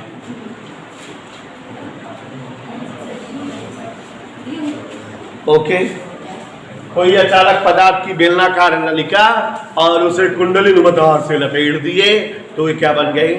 परिनालिका। और अगर एक दोनों मोड़ी जोड़ दिया, माने अगर कोई वृत्ताकार छल्ला हो और वह भी अचालक पदार्थ का, उदाहरण बताओ, जैसे जो ना है टायर के ट्यूब, ठीक, रबर के है तो अचालक पदार्थ के है कि नहीं हो, और अगर उसे कुंडली नुमा तार से जोड़ दो, ऐसे कुंडली नुमा तार से लपेट लपेट लपेट लपेट, तो इसे सिरा विहीन परिनालिका या टोरायड कहा जाता है। और प्यारे बच्चों, इन आकृतियों का इस चैप्टर से लेके चुंबक के हर चैप्टर में बड़ा विधिवत प्रयोग है। ठीक है, इन आकृतियों से परिचित रहिए। और अगर इन आकृतियों में धारा बहती रहे तो इन्हें धारावाही चालकता, इसे धारावाही कुंडली, और जो है इसे धारावाही परिनालिका, और इसे धारावाही टोरायड कहते हैं। प्यारे बच्चों, कल की क्लास में हम लोगों ने पढ़ा था चुंबक क्या होता है। तो हमने आपको समझाया था चुंबक के संदर्भ में, याद करिए चुंबक के बारे में बताए थे कि ऐसे समस्त पदार्थ जो लोहा, निकिल, कोबाल्ट और उनके मिश्र धातुओं को अपनी ओर आकर्षित करते हैं, वही पदार्थ चुंबक कहलाते हैं। और आपको समझाया था बेटा कि अध्ययन में सरलता हेतु चुंबक को प्राप्ति के आधार पर दो भागों में बांट दिया गया है, प्राकृतिक चुंबक और कृत्रिम चुंबक। ऐसे समस्त चुंबक जो प्रकृति में स्वतः मिलते हों प्राकृतिक चुंबक कहलाते हैं। प्राकृतिक चुंबक की जो विशेषताएं थी उन्हीं के आधार पे प्राकृतिक चुंबक की परिभाषा बन गई। जैसा कि निधि ओझा जी जान रहे थे, प्राकृतिक चुंबक के संदर्भ में सबसे पहला टॉपिक था कि ये अनियमित आकार के होते हैं, इनका कोई फाइनली फिक्स शेप या साइज नहीं होती, लेकिन इनका चुंबकत्व तो बहुत हाई फाई होता है, चुंबकत्व तो बहुत अधिक होता है। और इनके चुंबकत्व को न तो आप कम कर सकते हो, न बढ़ा सकते हो, न समाप्त कर सकते हो। तो शुक्ला जी, ऐसे समस्त चुंबक जो प्रकृति में स्वतः मिलते, बनते, प्राप्त होते हो, जिनका चुंबकत्व बहुत अधिक होता हो, जिनका चुंबकत्व किसी भी विधि से बढ़ाया घटाया ना जा सके, वही चुंबक क्या कहलाते हैं? प्राकृतिक चुंबक। याद करो पुरानी बातें। प्राकृतिक चुंबक के संदर्भ में आपको समझाए हुए थे कि ये अनियमित आकार के होते हैं और मैग्नीशिया देश में जो ब्लैकी स्टोन पाए गए हैं वही प्राकृतिक चुंबक हैं। और इनका उल्टा उल्टा बोल दीजिए, ऐसे समस्त चुंबक जो मानव निर्मित हो, जो हमारे आपके द्वारा बनाए जाते हो, कृत्रिम चुंबक कहलाते हैं। ऐसे समस्त चुंबक देवेश चंद पांडे जी जो निश्चित आकार और आकृति के हो, जिनका चुंबकत्व घटाया बढ़ाया और शून्य किया जा सके, वही चुंबक क्या कहलाते हैं? कृत्रिम चुंबक। जैसा कि जो है निधि शुक्ला जी, कृत्रिम चुंबक कुल 3 प्रकार के होते हैं। क्षण के आकार का चुंबक दंड चुंबक या क्षण चुंबक कहलाता है। अंग्रेजी अक्षर यू के आकार का जो चुंबक हो, जिसकी भुजाओं के बीच प्रबल चुंबकत्व हो, नाल चुंबक या यू चुंबक, हॉर्स शू मैग्नेट, घोड़े के जूता वाला चुंबक कहा जाता है। और एक ऐसा चुंबक जो सुई नुमा आकृति में हो, जिससे हम दिशा का ज्ञान करें, दिक् सूचक सुई या चुंबकीय सुई या कंपास निडल कहलाती है। और आपको बताए थे कि चुंबक के 6-7 गुण होते हैं। याद करो चुंबक के जो सब गुण थे। पहला कि यह लोहे का मैग्नेटाइटस या फिर 2O3 होता है। दूसरा, चुंबक लोहा, निकिल, कोबाल्ट और इनकी मिश्र धातुओं को अपनी ओर आकर्षित करने का गुण रखते हैं। चुंबक को स्वतंत्रतापूर्वक लटकाए जाने पर सदैव उत्तर दक्षिण दिशा में ठहरते हैं।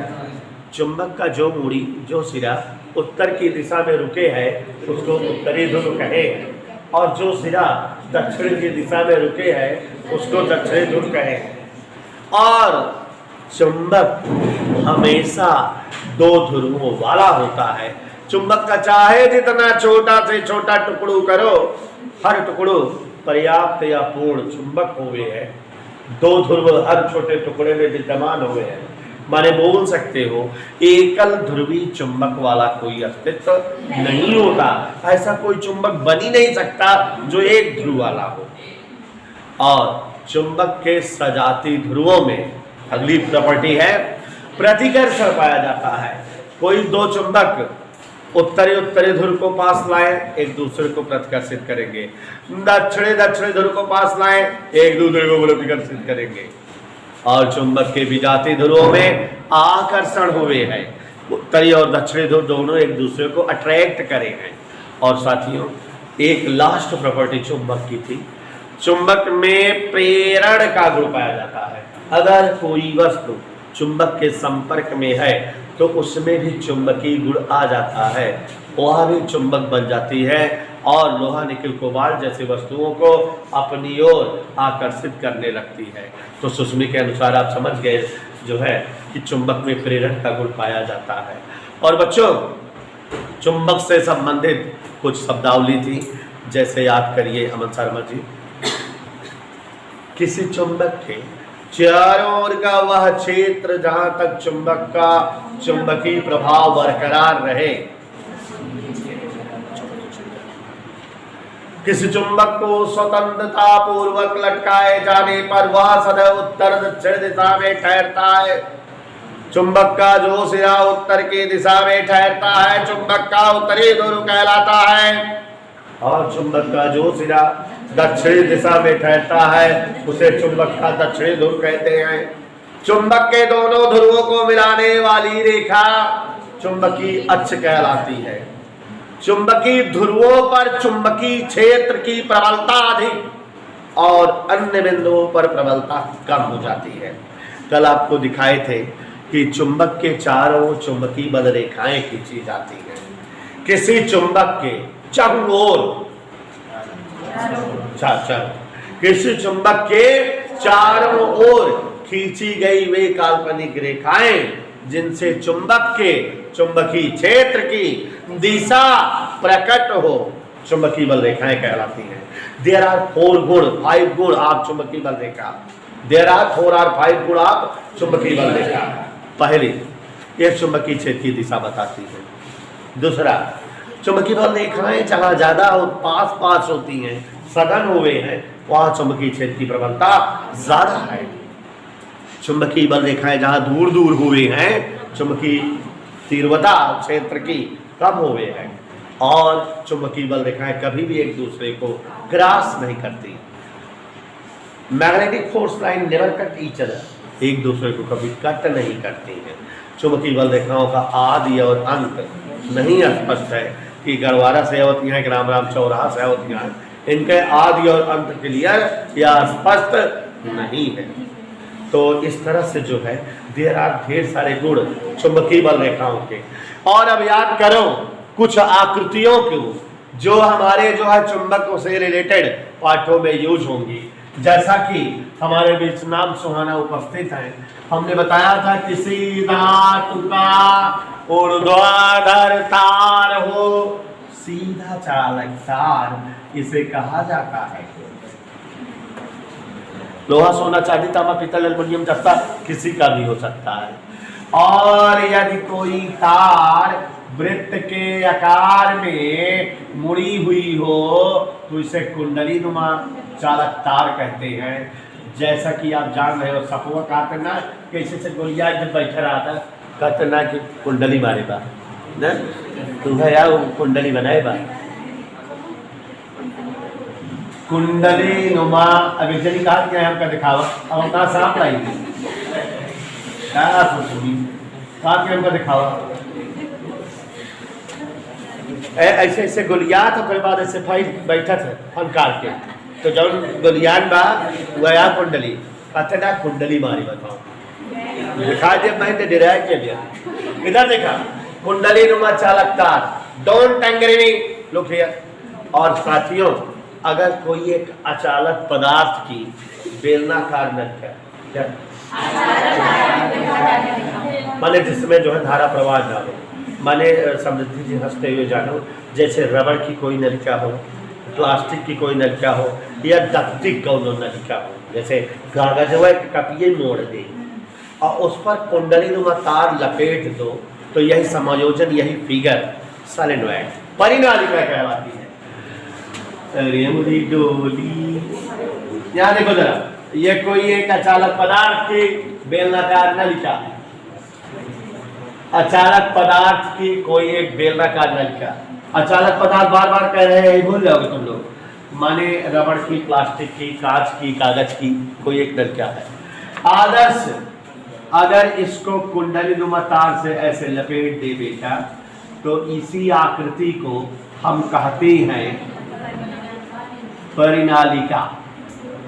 इसका और कोई नाम नहीं है। ये चूंकि भारत में नहीं इसका जो है जन्म हुआ, कहीं और किसी देश में जानी गई, इसलिए इसका नाम ऐसा है। भारत में होता तो संजना जी, इसका नाम गुड्डू करियऊ मंगरू ऐसे ढाई दिन जाता तो सुनीता गाते बुदड़ी। तो इस तरह से कार्य का तात्पर्य हुआ परिनालिका सोलेनॉइड। आप सभी लोग ध्यान दीजिएगा, मैं बड़ी मजेदार बात बताऊंगा। तो यहाँ अनुराग सिंह पटेल जी ये समझ में आ गया कि अचालक पदार्थ की बेलनाकार नलिका को कुंडली नुमा तार से लपेट दे तो उसे हम क्या कहते हैं परिनालिका। अगर कोई वृत्ताकार वलय, अंग्रेजी में रिंग, देहाती भाषा में छल्ला, तो अगर कोई वृत्ताकार वलय या रिंग हो अचालक पदार्थ की और उसको कुंडली नुमा तार से लपेट दो, जैसे टायर की ट्यूब या जैसे गटैयम डाय की पनियम तैरे वाले चालक है, तो वह तरह से रबर वाली ट्यूब है अचालक पदार्थ की बेलनाकार है वो ट्यूब, वृत्ताकार ट्यूब। तो निधि ओझा अगर वृत्ताकार कोई नलिका हो अचालक पदार्थ की, देखा मिश ओझा देखिए अचालक पदार्थ की वृत्ताकार नलिका माने बोले तो वलय कोई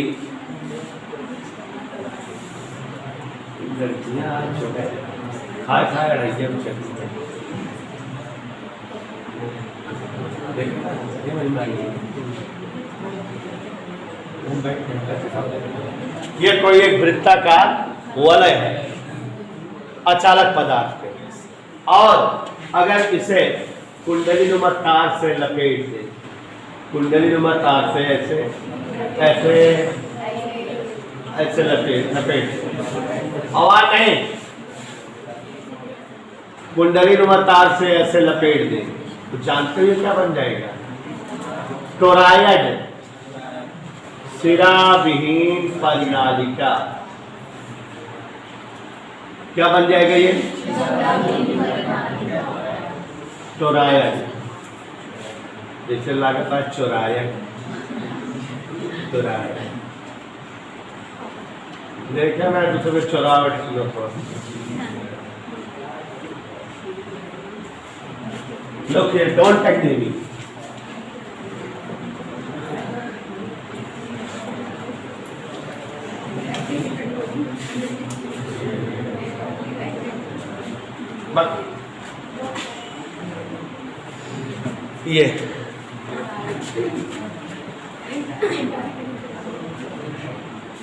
ये बच्चों आकृतियां हैं हमारे फिजिक्स में जिनका भरपूर प्रयोग होता है। अब आगे सुनिए, बहुत समय पहले लांग एगो एक वैज्ञानिक थे, हैंस क्रिश्चियन अरस्टेड। बड़ा लंबा नाम था, लेकिन समृद्धि जी हम लोग इनका लास्ट वाला नाम शायद में यूज करेंगे।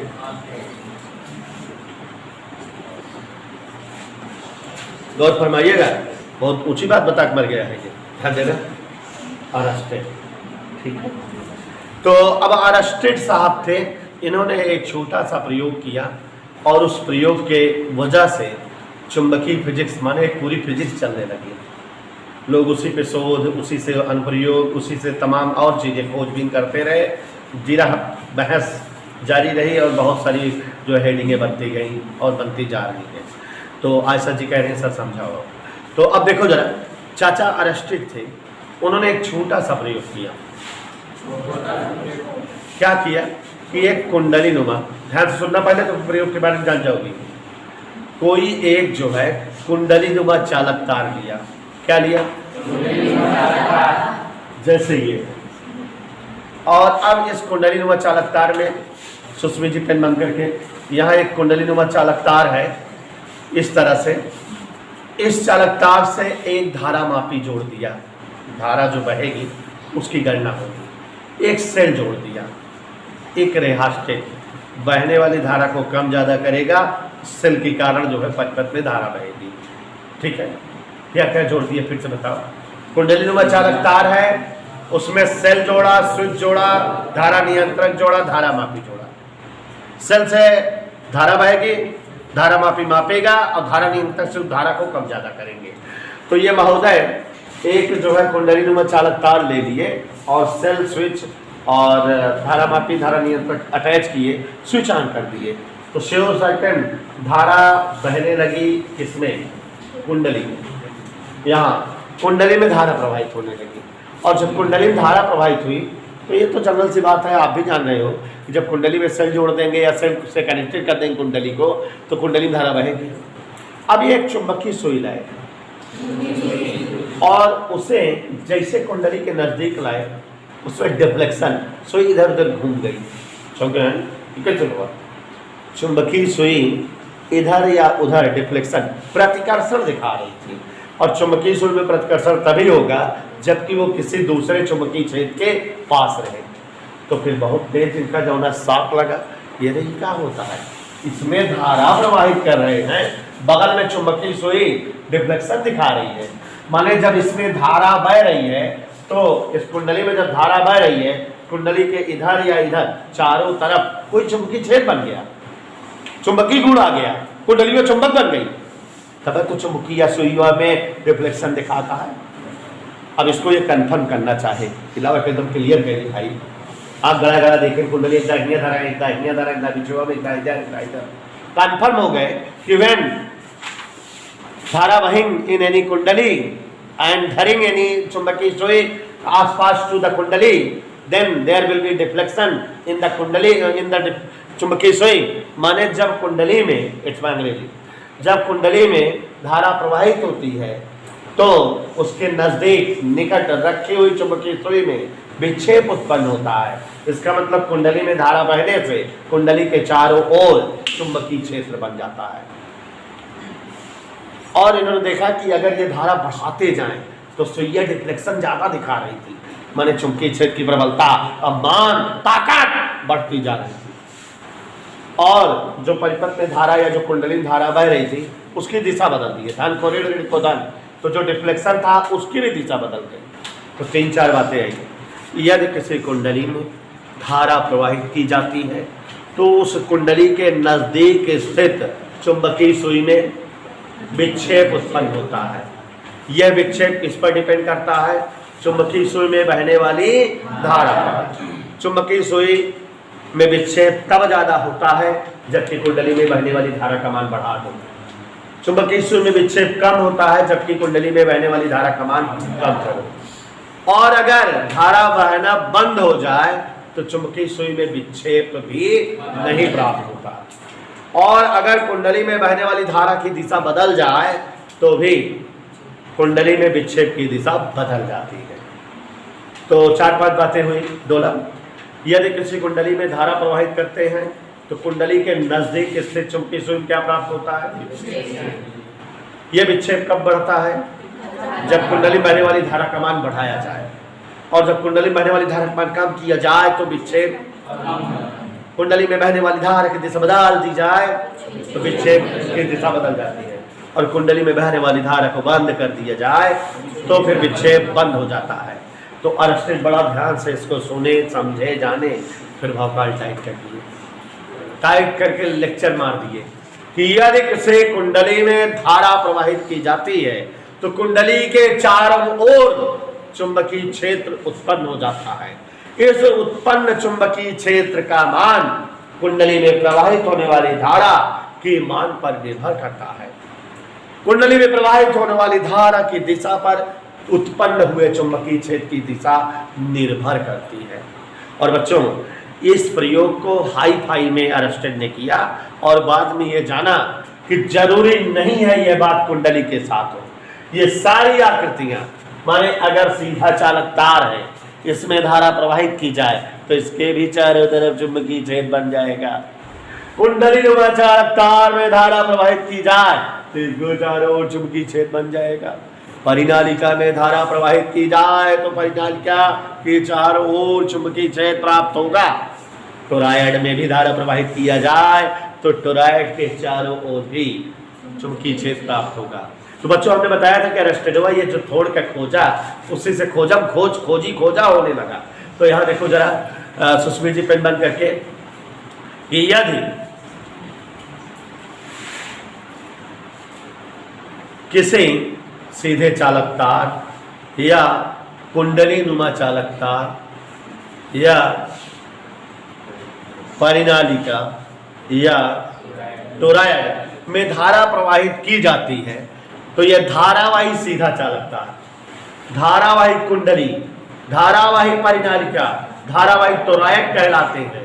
और इन सब के धारा प्रवाह के कारण चारों तरफ चुंबकीय क्षेत्र बन जाता है। माने ये सब एक प्रकार के चुंबक हो जाते हैं।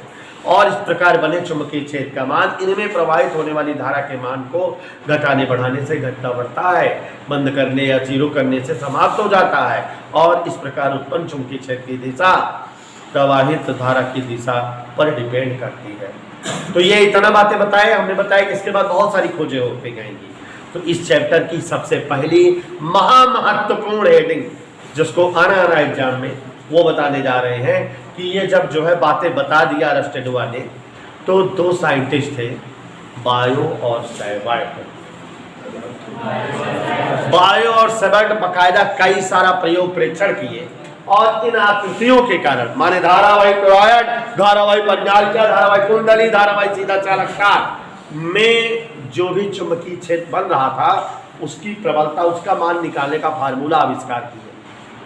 मतलब बायो तथा सेवर्ट ने धारावाही आकृतियों के कारण बन जाने वाले चुंबकीय क्षेत्र की तीव्रता ज्ञात करने का सूत्र बताया। मतलब इन्होंने निकाला, बताया होगा कि कोई धारावाहिक कुंडली है तो उसके चारों ओर कितना चुंबकीय क्षेत्र बनता है, इसे इस सूत्र द्वारा ज्ञात कर सकते हो। इस धारावाहिक परिणालिका के कारण कितना चुंबकीय क्षेत्र बनता है उसको भी निकाल सकते हो, इसको भी निकाल सकते हो, और उसे कहा गया बायो-सेवर्ट का नियम। तो एक बात तो दिमाग में धर लो कि बायो-सेवर्ट का नियम क्या है। बायो-सेवर्ट का नियम किसी धारावाही आकृति के कारण उत्पन्न चुंबकीय क्षेत्र की तीव्रता बताने वाला नियम है। अब आप समझ गए कि बायो-सेवर्ट का नियम कई सारा होगा। क्यों? बायो-सेवर्ट का नियम इसके कारण उत्पन्न चुंबकीय क्षेत्र तीव्रता बताने का अलग नियम होगा, इसके कारण उत्पन्न चुंबकीय क्षेत्र तीव्रता बताने का अलग नियम होगा, इसके कारण चुंबकीय क्षेत्र तीव्रता बताने का अलग नियम होगा, और इसके कारण चुंबकीय क्षेत्र तीव्रता बताने का अलग नियम होगा। देयर आर सो मेनी नियम ऑफ बायो-सेवर्ट, लेकिन सारे नियम में केवल क्या निकाला जाता है? चुंबकीय क्षेत्र की तीव्रता। ठीक है, तो धारावाही सीधा चालक तार, धारावाही कुंडली नुमा चालक तार, धारावाही परिचारिका, धारावाही टोरॉयड में धारा बहने के कारण चुंबकीय क्षेत्र उत्पन्न होता है, और इस चुंबकीय क्षेत्र की तीव्रता का मान बायो तथा सेवर्ट के नियम द्वारा ज्ञात जाता है। तो बायो तथा सेवर्ट नियम अब आपको एक एक बताने चल रहा हूँ कि बायो तथा सेवर्ट के नियम द्वारा चुंबकीय क्षेत्र तीव्रता अलग अलग आकृतियों के लिए कैसे निकाली जाती है। लेकिन बच्चों यहीं पर सोच लीजिए एक काम की बात, बायो तथा सेवर्ट का नियम किसके लिए है? चुंबकीय क्षेत्र की तीव्रता ज्ञात करने के लिए। ठीक है, और अलग अलग आकृतियों के द्वारा उत्पन्न चुंबकीय क्षेत्र तीव्रता अलग अलग आती है, तो बायो तथा सेवर्ट नियम अलग अलग भी है। लेकिन सबसे पहले देवेश जी सोते हुए सबसे पहले बायो तथा सेवर्ट का जो चुंबकीय क्षेत्र की तीव्रता का नियम था वो कोई धारावाही चालक तार के किसी छोटे टुकड़े के कारण निकाला गया था। तो किसी धारावाही चालक तार के किसी अल्पांश के कारण उत्पन्न चुंबकीय क्षेत्र तीव्रता सबसे पहले बायो तथा सेवर्ट ने निकाला था। तो अगर कभी कहे कि बायो तथा सेवर्ट नियम क्या है समझाओ 3 नंबर में, तो जान लो कि आपको जब नाम नहीं ले रहा है आकृति का, तो जो सबसे पहले उन्होंने मेन नियम दिया था वही आपको बताना है। माने बायो तथा सेवर्ट नियम द्वारा धारावाही चालक तार के अल्पांश के कारण उत्पन्न चुंबकीय क्षेत्र तीव्रता वो स्टार्ट करके पूछ रहा है। और अगर जो है नाम नहीं देगा तो ये वाला निकालोगे, अन्यथा वो नाम देगा। नाम कैसे देगा? कहेगा किसी धारावाही कुंडली के कारण उत्पन्न चुंबकीय क्षेत्र की तीव्रता का बायो सेवर्ट नियम बताओ, या क्या कहेगा किसी धारावाही परिणालिका के कारण उत्पन्न चुंबकीय क्षेत्र की तीव्रता का बायो तथा सेवर्ट नियम बताओ। नाम बोलेगा आकृति का, और जब नाम बोलेगा तो फिर वही वाला दोगे जिसका नाम बोला है, और नाम नहीं बोलेगा तो अल्पांश वाला दोगे। ठीक है, मेन नियम अल्पांश वाला है। अल्पांश वाला 10th में भी पढ़े हो, लेकिन यहाँ अलग तरीके से। और बेटा चुंबकीय क्षेत्र की तीव्रता बताने के लिए जरा ध्यान दीजिएगा सभी लोग, हमारी किताब में 2 प्रकार के नियम अब पढ़े जाते हैं। 2017 तक नहीं था, 2017 के बाद आ गया है। 2017 तक बायो तथा सेवर्ट नियम ही पढ़ा जाता था चुंबकीय क्षेत्र की तीव्रता ज्ञात करने का। 2017 के बाद एम्पियर जो थे उन्होंने एम्पियर का परिपथी नियम, जैसे गॉस थ्योरम पढ़े हो विद्युत क्षेत्र की तीव्रता बताने का, तो वैसे ही एम्पियर का परिपथी नियम गॉस नियम की ही तरह है, उसके द्वारा चुंबकीय क्षेत्र तीव्रता बताने का नियम पढ़ा जाता है। और परिपथी नियम में भी अलग अलग आकृतियों के लिए चुंबकीय क्षेत्र तीव्रता बताने का नियम पढ़ना है। अब आप समझ गए 10 नियम हो गया, नहीं हो गया 10? देखो बता रहा हूँ, बायो तथा सेवर्ट के नियम द्वारा इसके कारण इसके कारण इसके कारण इसके कारण कुल 4-5 आकृति है के कारण चुंबकीय क्षेत्र तीव्रता निकालने का 4-5 नियम ये हो गया, और 4-5 एम्पियर वाला हो जाएगा। सभी आकृतियों का चुंबकीय क्षेत्र तीव्रता निकालने का एम्पियर परिपथी नियम नहीं रहेगा, तो 8-10 नियम हो जाएंगे कहीं, और उसके बाद 3-4 नियम और भी हैं। तो बच्चों ये चैप्टर नियमों का भंडार, सिद्धांतों का भंडार, डेरिवेशन का भंडार है। तो लेंथी चैप्टर है, और इस चैप्टर को पढ़ने थोड़ा समय। बायो तथा सेवर्ट नियम,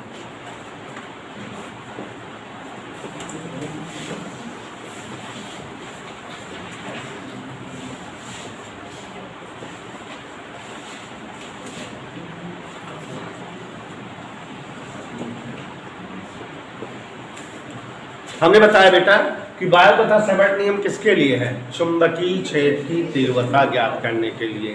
कोई भी धारावाही आकृति हो उसके कारण कितना चुंबकीय क्षेत्र बनता है यही हम लोग ज्ञात करते हैं, और किस नियम द्वारा? बायो तथा सेवर्ट नियम द्वारा। तो ध्यान दो जरा, चुंबकीय क्षेत्र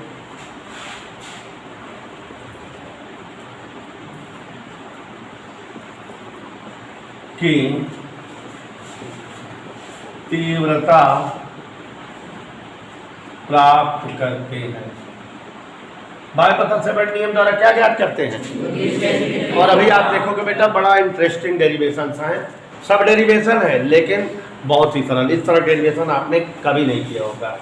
सबसे पहला और जो मेन है, इम्पोर्टेंट है, किसी धारावाही, मतलब धारा बह रही है, चालक तार के किसी अल्पांश के कारण, गौर समझिएगा,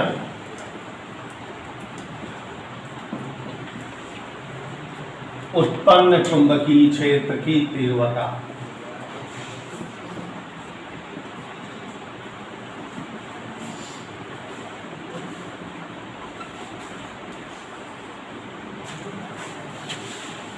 किसी धारावाही चालक तार के किसी अल्पांश के कारण उत्पन्न चुंबकीय क्षेत्र की तीव्रता। बहुत ही मजेदार रीडिंग है। यहां देखिए, अगर ये बेटा कोई एक चालक तार हो, अब अगर इसमें धारा बह रही हो आई, तो इसका मतलब एक ऐसा चालक तार हो गया, धारावाही चालक तार। इसका कोई एक छोटा टुकड़ा ले लो, छोटा टुकड़ा एम, धारा जो इसमें बह रही है अल्पांश में भी बह रही होगी, सुहाना कोई दिक्कत। इस अल्पांश छोटे टुकड़े की कुछ ना कुछ लंबाई होगी, मान लेते हैं लंबाई है डेल्टा एल। अल्पांश से कुछ दूरी पर, मान लेते हैं अल्पांश से आर दूरी पर एक बिंदु यस है, यहीं पर चुंबकीय क्षेत्र की तरफ कितना बनी है मालूम करना है।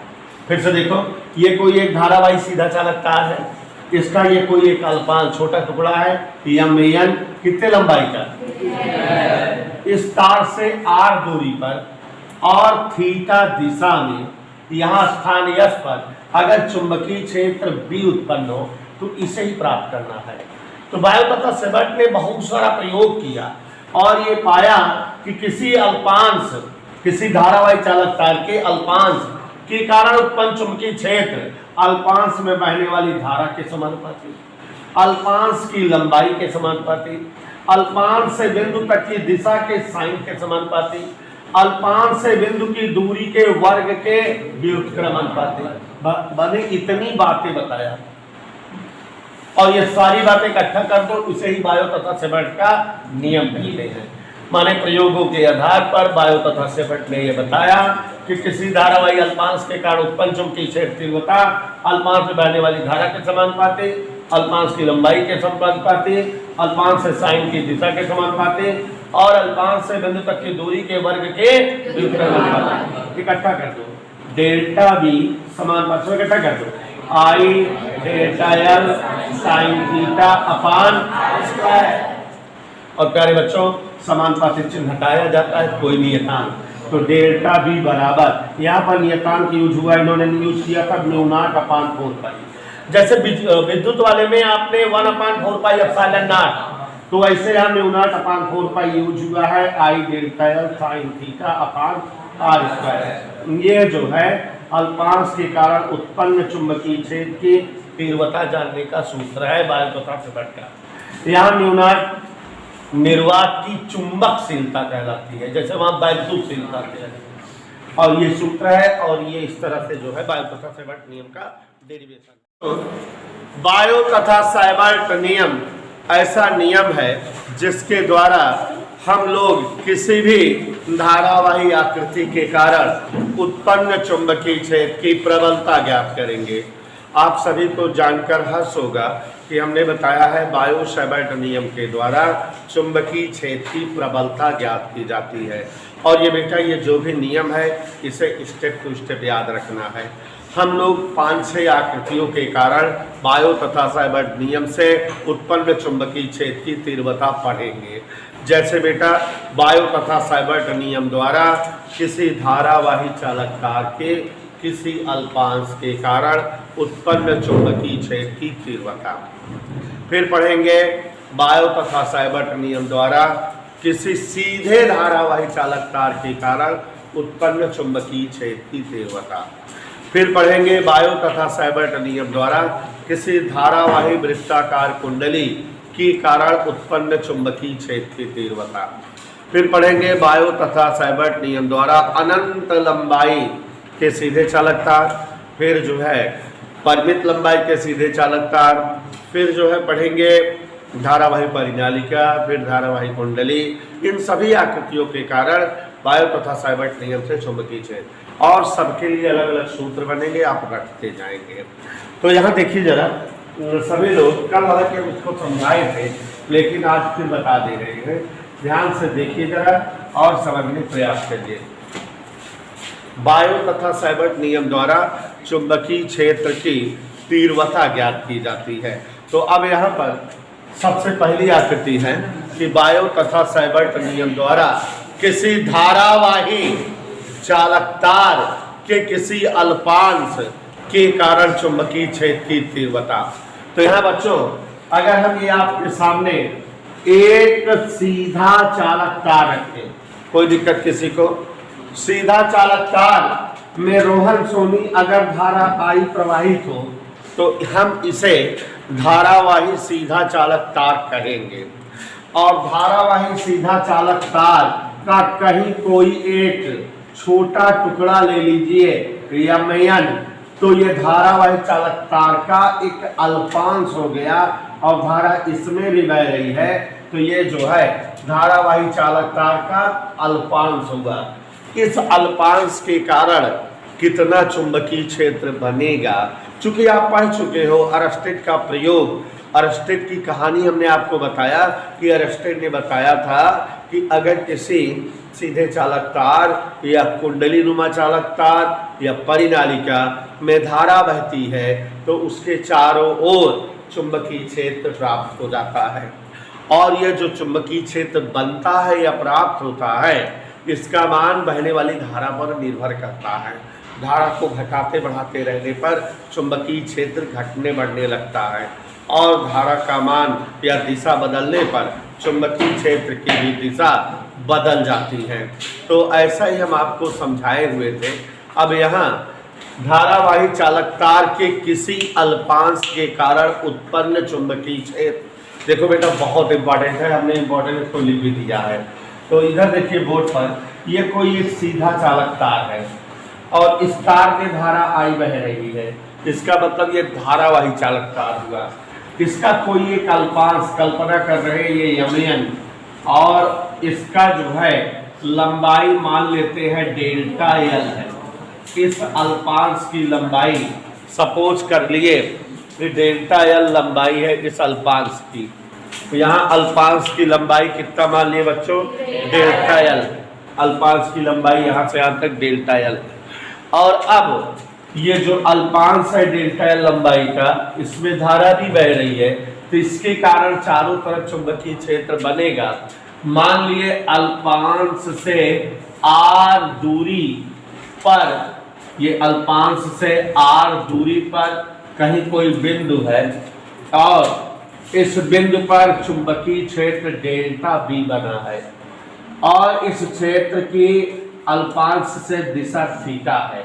तो बायो तथा साइबर्ट ने बहुत सारा प्रयोग किया और प्रयोग करने के बाद ये निष्कर्ष के रूप में प्राप्त किया कि किसी धारावाही चालक तार के किसी अल्पांश के कारण उत्पन्न चुंबकीय क्षेत्र की प्रबलता चालक तार में बहने वाली धारा पर निर्भर करता है, बहने वाली धारा के समानुपाती होता है, और अल्पांश की लंबाई के समानुपाती होता है। माने अल्पांश छोटा है तो चुंबकीय क्षेत्र कम बनेगा, अल्पांश बड़ा है तो चुंबकीय क्षेत्र अधिक बनेगा। साथ ही साथ अल्पांश से बिंदु तक की दिशा के साइन के समानुपाती, अल्पांश से बिंदु तक की दूरी के वर्ग के व्युत्क्रम अनुपाती होता है।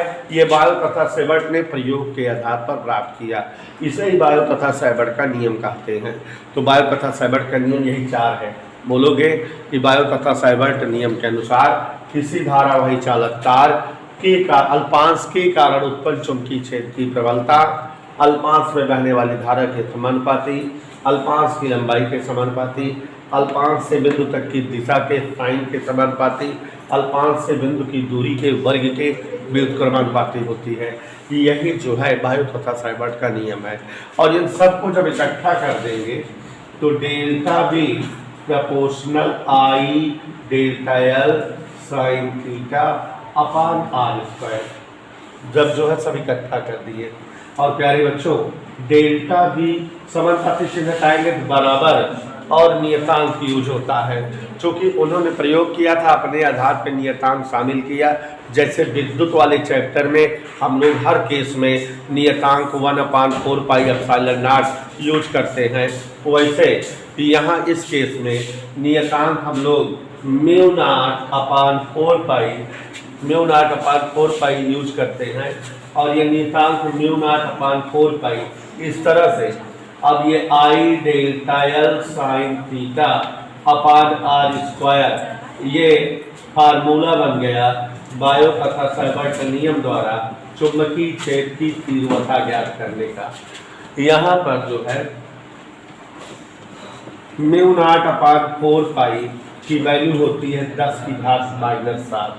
वहाँ पर 1/4 पाई एप्सिलॉन नॉट का मान हम लोग लिखते थे 9 × 10⁹9। बच्चों, यहाँ म्यू नॉट हर जगह यूज होगा। इसे कहा जाता है निर्वात की चुंबकशीलता, निर्वात की चुंबकशीलता। और इसको याद रखोगे कि म्यू नॉट का मान 4 पाई पूरे 10⁻⁻7 होता है।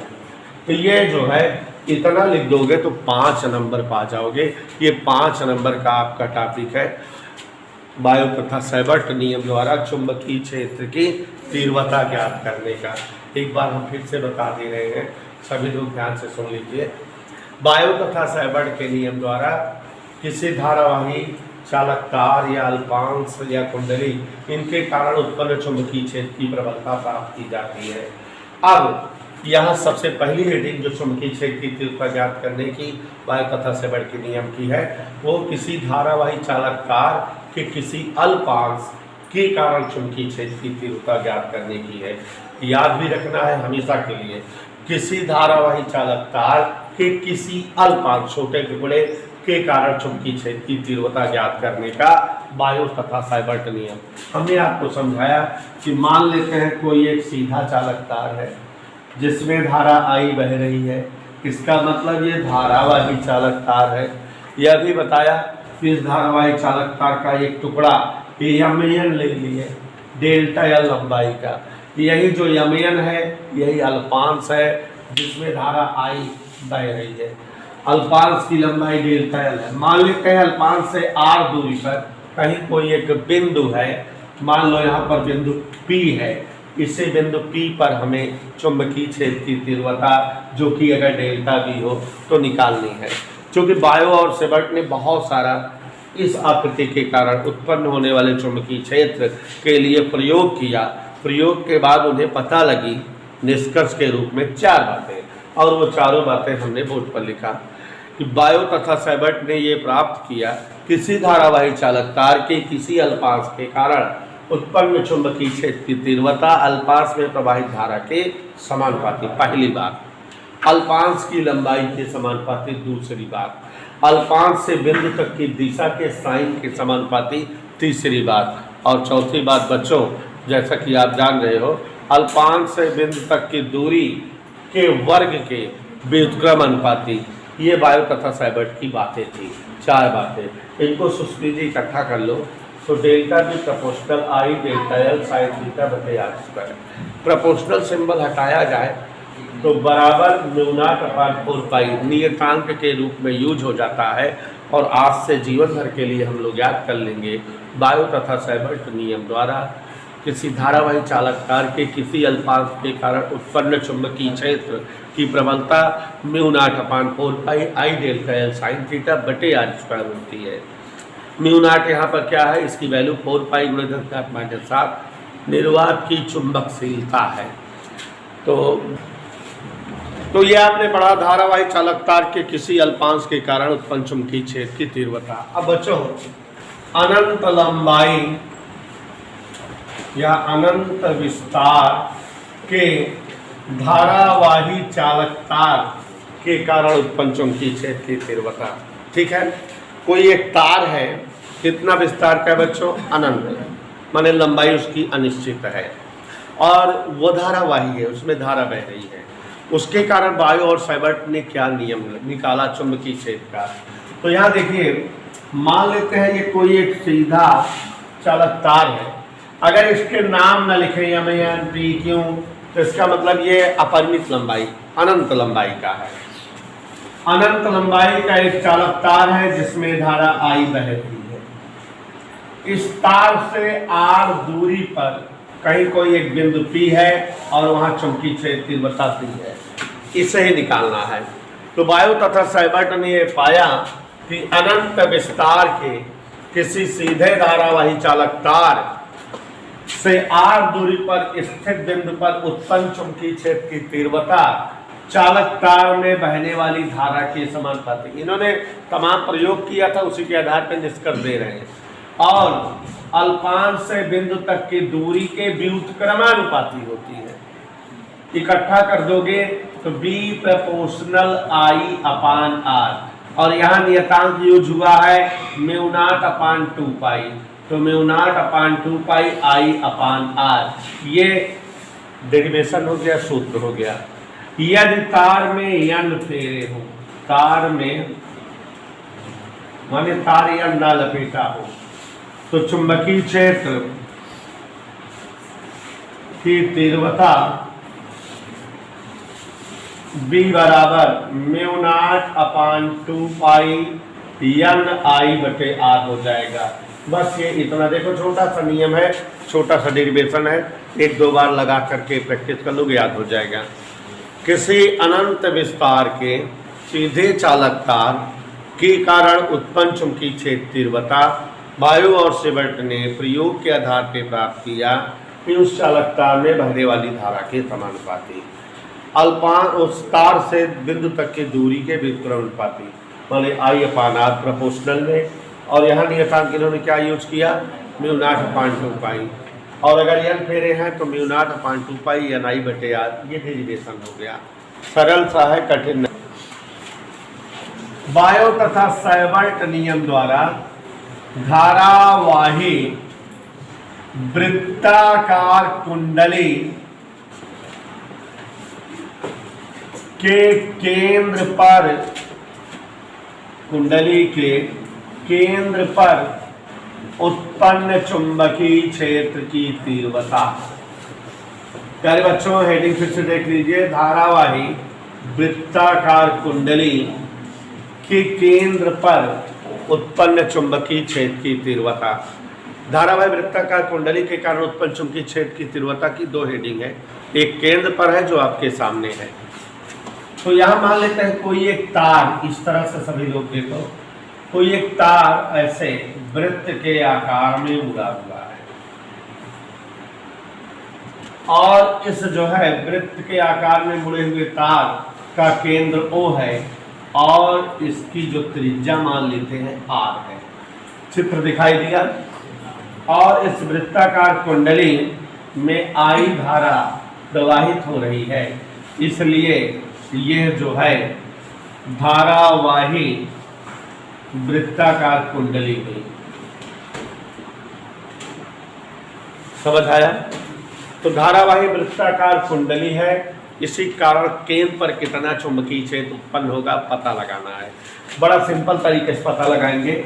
ये मान लेंगे जो वृत्ताकार कुंडली है, इसका एक कोई टुकड़ा यमयन डेल्टा एल लंबाई का है। मान लेते हैं कोई एक टुकड़ा यमयन कितने लंबाई का है, तो ये धारावाही अल्पांश हुआ कि नहीं, इसके कारण केंद्र पर कितना चुंबकीय क्षेत्र लग रहा है ये पता कर लें।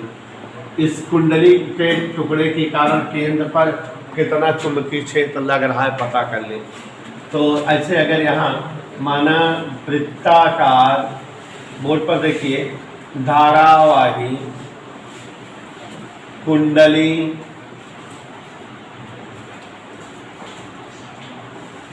का एक अल्पांश माने छोटा टुकड़ा क्या है, नाम पढ़ो, यमयन है, डेल्टा लंबाई का।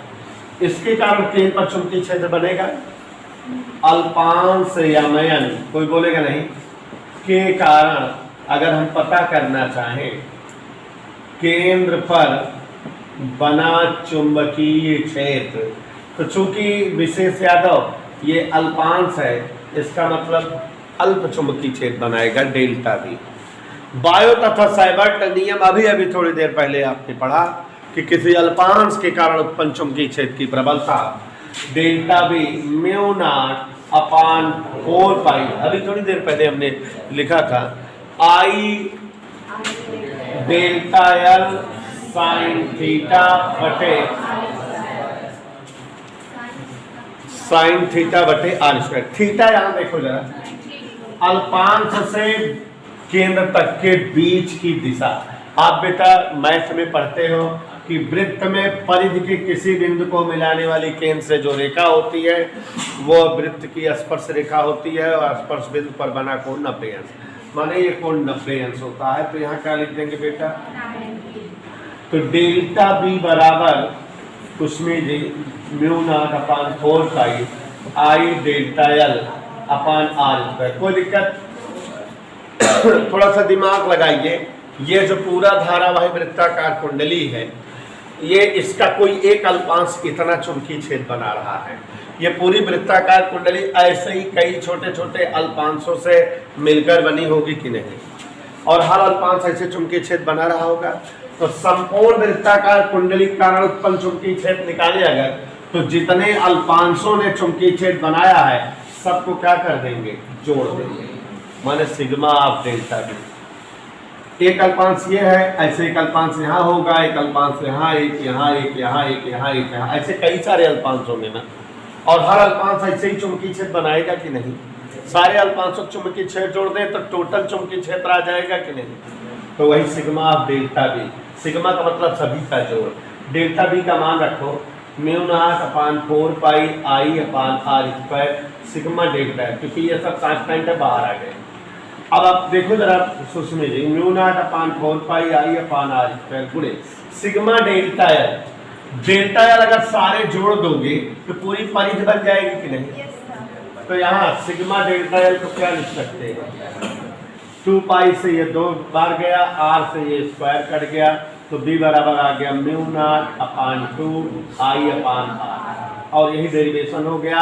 अगर इस वृत्ताकार कुंडली में यन फेरे हो तो यहाँ यन और आ जाएगा, म्यू नॉट यन आई अपान 2r डेरिवेशन हो जाएगा। धारावाही वृत्ताकार कुंडली के कारण केंद्र पर उत्पन्न चुंबकीय क्षेत्र, सभी साथी ध्यान देंगे बोर्ड पर, धारावाही वृत्ताकार कुंडली के कारण केंद्र पर उत्पन्न चुंबकीय क्षेत्र।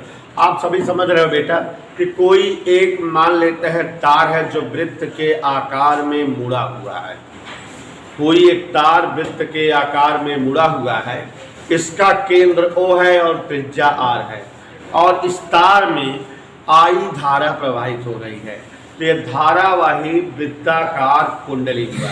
हमने आपको कल बताया था कि वृत्ताकार कुंडली से रिलेटेड एक हेडिंग और है, अच्छे से समझिए, ये चैप्टर बड़ा है, तो अगर ध्यान से पढ़िएगा, ये चैप्टर के बाद चुंबक के सारे लेसन जल्दी जल्दी खत्म होंगे। तो यहाँ देखिएगा जरा, थोड़ा डीप में पढ़ाते हैं, जो कि कंप्रेशन लेवल से पढ़ाते हैं। कोई एक तार लिए, उसको वृत्त के आकार में यूं मोड़ दिए, उसको वृत्ताकार कुंडली का आकार दिए, केंद्र O है और त्रिज्या कितनी है, इस पूरे कुंडली में धारा I प्रवाहित हो रही है, ऐसे ऐसे ऐसे ऐसे धारा I निकल रही है, धारावाही वृत्ताकार कुंडली हुई। चित्र का वर्णन बोर्ड पर लिख दिए। माना वृत्ताकार धारावाही कुंडली का एक, अब इस कुंडली में कोई एक टुकड़ा ले लिए अल्पांश यमयन, कल्पना कर रहे हैं कि इस यमयन की लंबाई कितना है, डेल्टा एल, ये यहाँ से यहाँ तक डेल्टा एल लंबाई है। तो ये चूंकि इसमें धारावाही इस अल्पांश में, तो ये धारावाही अल्पांश हो गया, और जब धारावाही अल्पांश है तो उसके कारण केंद्र पर चुंबकीय क्षेत्र बनेगा।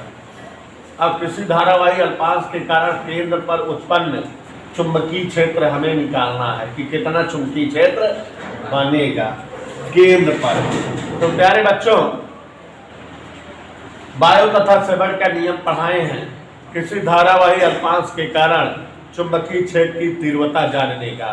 तो आप पढ़े हुए हो, धारावाही अल्पांश के कारण उत्पन्न चुंबकीय क्षेत्र की तीव्रता बायो तथा सेबर्ट नियम से μ0/4 pi I delta L sine theta बटे R square, μ0/4 pi I delta L sine theta upon R square. यही पढ़े हुए हो ना, पढ़े हुए हो। और जब आप यही पढ़े हुए हो तो आपको पता होना चाहिए कि यहाँ आई लिख दिए, डेल्टा एल लिख दिए, लेकिन यहाँ अल्पांश से बिंदु तक केंद्र तक की दिशा की साइन 90 है। साइन 90 माने हो जाता कि ये मान पता लग गया कि किसी धारावाही अल्पांश के कारण वृत्ताकार कुंडली के केंद्र पर कितना चुंबकीय क्षेत्र बनेगा, ये पता चल गया μ0/4 pi I delta L upon R square. अब जैसा कि हमने बताया कि आप कल्पना करिए कि इस तरह से कई अल्पांश इस वृत्ताकार कुंडली में होंगे। माने वृत्ताकार कुंडली कई छोटे छोटे टुकड़ों से मिलकर बनी होगी और हर टुकड़े का अपना चुंबकीय क्षेत्र होगा। सभी टुकड़ों का चुंबकीय क्षेत्र जोड़ दें तो फाइनल चुंबकीय क्षेत्र आ जाएगा। Is that clear? और फाइनल चुंबकीय क्षेत्र का मतलब है कि जो एक टुकड़े के कारण चुंबकीय क्षेत्र बना है उसका सिग्मा कर दे, माने पूरा का पूरा जोड़ दे। तो सिग्मा ऑफ डेल्टा बी सुनिए बेटा, μ0/4 pi I upon R square sigma delta L. Delta L का सिग्मा माने इस तरह जितने छोटे छोटे टुकड़े हों सबका जोड़। और अगर एक टुकड़ा एक टुकड़ा एक टुकड़ा एक टुकड़ा एक टुकड़ा पूरा जोड़ोगे तो पूरा वृत्त की बाउंड्री बन जाएगी कि नहीं? बाउंड्री का मतलब है परिधि बन जाएगी। परिधि का मतलब है 2 पाई आर हो जाएगा। तो यहाँ 2 पाई दूरी आर स्क्वायर से आर, μ0/2 आई अपान आर। यह चुंबकीय क्षेत्र की तीव्रता का व्यंजक आ गया। B बराबर μ0/2 आई अपान आर। कोई दिक्कत, कोई असुविधा समझ में आ रहा है? तो यहाँ कोई असुविधा आपको नहीं होनी चाहिए और समझ में आ भी जाना चाहिए। क्लियर हो गया सबको? क्लियर हो गया कि नहीं? तो ये आ गया चुंबकीय क्षेत्र की तीव्रता। यदि कुंडली में n फेरे हो, यदि कुंडली में n फेरे हो, ध्यान दीजिएगा, तो केंद्र पर उत्पन्न चुंबकीय क्षेत्र μ0/2 n आई बटे आर, ये डेरिवेशन होगा। कोई असुविधा किसी को? धारावाही परिनालिका के कारण उत्पन्न चुंबकीय क्षेत्र। प्यारे बच्चों, यह हेडिंग इंपॉर्टेंट है, लेकिन आपको जानकर खुशी होगी कि धारावाही परिनालिका के कारण उत्पन्न चुंबकीय क्षेत्र की तीव्रता 2 नियमों द्वारा निकाली जाती है, बायो तथा सेबर्ट नियम द्वारा और एम्पियर के परिपथी नियम द्वारा। अभी आपको पकड़ाएंगे एम्पियर का परिपथी नियम, पहले इसको पढ़ा लें सेबर्ट वाला, ठीक है? तो यहाँ ध्यान दीजिए जरा, धारावाही, सभी बच्चे ध्यान देंगे, परिनालिका के कारण केंद्र, धारावाही परिनालिका के कारण उत्पन्न चुंबकीय क्षेत्र की तीव्रता। प्यारे बच्चों, कोर्स ऑलरेडी ये चैप्टर का बड़ा है, लेकिन पिछले 3-4 सालों से इसमें 7-8 हेडिंग इकट्ठा और जुड़ गए हैं, तो लेसन और बड़ा हो गया है। अभी बायो तथा सेबर्ट नियम के संदर्भ में ही 4 हेडिंग, इसमें 3 हेडिंग नई जुड़ गई हैं, जैसे परिमित लंबाई के चालक तार द्वारा उत्पन्न चुंबकीय क्षेत्र और धारावाही वृत्ताकार कुंडली के अक्ष के अनुदिश स्थित बिंदु पर चुंबकीय क्षेत्र। 2 नई हेडिंग जुड़ गई हैं इस टॉपिक में ही। और एम्पियर के परिपथी नियम की 6 हेडिंग है जो 2017 तक नहीं थे, 2018 से 6 हेडिंग वो भी आ गई हैं। तो चैप्टर लंबा हो गया है, बढ़ा दिया है कोर्स जो है थोड़ा सा। तो नवनीत जी, धारावाही परिनालिका के कारण उत्पन्न चुंबकीय क्षेत्र की तीव्रता। तो यहाँ ध्यान दीजिएगा, धारावाही परिनालिका के कारण उत्पन्न चुंबकीय क्षेत्र की तीव्रता। तो सबसे पहले हमको परिनालिका की बात आएगी। परिनालिका का मतलब हम आपको समझाए हैं कि कोई अचालक पदार्थ की बेलनाकार नलिका हो, अचालक पदार्थ का मतलब कि एक ऐसी नलिका जिसमें धारा प्रवाह ना होता हो, जैसे रबर की नलिका हो या कागज की हो या प्लास्टिक की हो, जैसा आपके सम्मुख बनाए हुए हैं। परिनालिका वगैरह क्या है हमने पहले ही समझा दिया था आप सबको।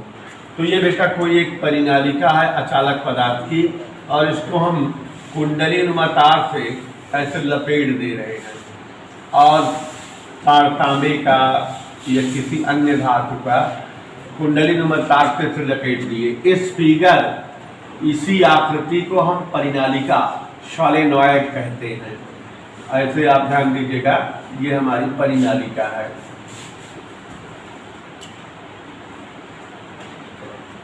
और यहाँ बेटा स्विच लगा दिए, स्विच लगा दिए, और एक रेहास्टेट लगा दिए, मतलब सर्किट पूरा कर दिए। ऐसे परिपथ से धारा प्रवाहित होना शुरू होगी, धारा आई चलेगी, और ये ऐसे धारा आई प्रवाहित होती रहेगी परिनालिका के तार के सिरों से। तो ये धारावाही परिनालिका बन गई।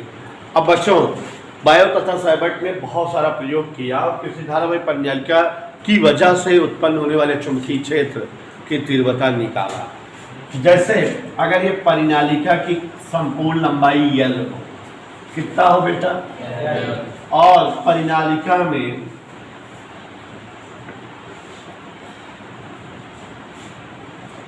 N फेरे हो, माने कै लपेट हो तार के, वह I धारा प्रवाहित हो। कौन सी धारा बेटा? तो बायो तथा सैबर्ट ने बहुत सारे प्रयोग करके पाया कि किसी धारावाही परिनालिका के कारण उत्पन्न चुंबकीय क्षेत्र की तीव्रता, धारावाही परिनालिका के कारण उत्पन्न चुंबकीय क्षेत्र की तीव्रता परिनालिका में बहने वाली धारा के समानुपाती। वैसे याद करो, ये टॉपिक तो हर हेडिंग में है, चुंबकीय क्षेत्र की तीव्रता प्रवाहित धारा के समानुपाती सब में था।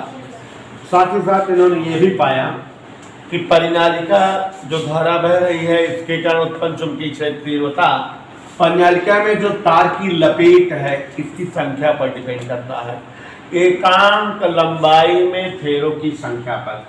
तो यह लंबाई में कितने फेरे हैं? n। एकांक लंबाई कितने फेरे होंगे? n/n। ठीक है। तो किसी धारावाही परिनालिका के कारण उत्पन्न चुंबकीय क्षेत्र की प्रबलता परिनालिका में बहने वाली धारा के समानुपाती और परिनालिका की प्रति एकांक लंबाई में फेरों की संख्या के समानुपाती होती है। माने अगर जो है 20 मीटर लंबाई में 150 फेरे हैं, तो 1 मीटर लंबाई कितना फेरे होंगे? 150/20 माने 75। तो मतलब 75 फेरों के समानुपाती। ज्यादा फेरे रहेंगे, ज्यादा धारा आएगी, ज्यादा चुंबकीय क्षेत्र बन जाएगा। इकट्ठा कर दिया इन्होंने B प्रोपोर्शनल MI/L। और प्यारे बच्चों, यहाँ प्रोपोर्शनल सिंबल हटाया इन्होंने, μ0 यूज किया, तो μ0 NI/L। ये इनका डेरिवेशन हो गया किसी धारावाही परिनालिका के कारण उत्पन्न चुंबकीय क्षेत्र का। बाद में इन्होंने N/L को स्मॉल n मान लिया कि एकांक लंबाई में फेरों की संख्या n है।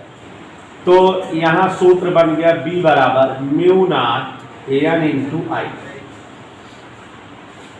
एकांक लंबाई में कुल फेरे n। तो ये इस तरह से किसी धारावाही परिनालिका के कारण उत्पन्न चुंबकीय क्षेत्र की तीव्रता B बराबर μ0 N/I है। और बच्चों, जब हम आपको टोरायड के कारण उत्पन्न चुंबकीय क्षेत्र की तीव्रता निकलवाएंगे तो उसमें भी आप देखना यही आएगा, टोरायड के कारण भी उत्पन्न चुंबकीय क्षेत्र की तीव्रता यही आएगी। और प्यारे बच्चों, परिनालिका के सिरों पर चुंबकीय क्षेत्र तीव्रता अधिकतम होती है और मध्य बिंदु पर चुंबकीय क्षेत्र तीव्रता आधी हो जाती है। तो μ0 N/I ये सिरों पर चुंबकीय क्षेत्र तीव्रता है। मध्य बिंदु पर चुंबकीय क्षेत्र तीव्रता अगर कभी सवाल में पूछे तो इसका आधा μ0 N/I/2। तो यहाँ पर हम लिख दे रहे हैं धारावाही परिनालिका के कारण, कंपटीशन के दृष्टिकोण से इसको लिख रहे हैं, बी एट इंस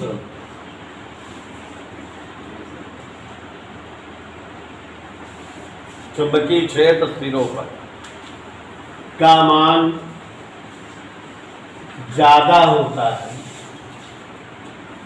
बी एट मिड पॉइंट, इसका मतलब सुषुमी बीचों बीच बिंदु, तो इसलिए बी एट मिड पॉइंट,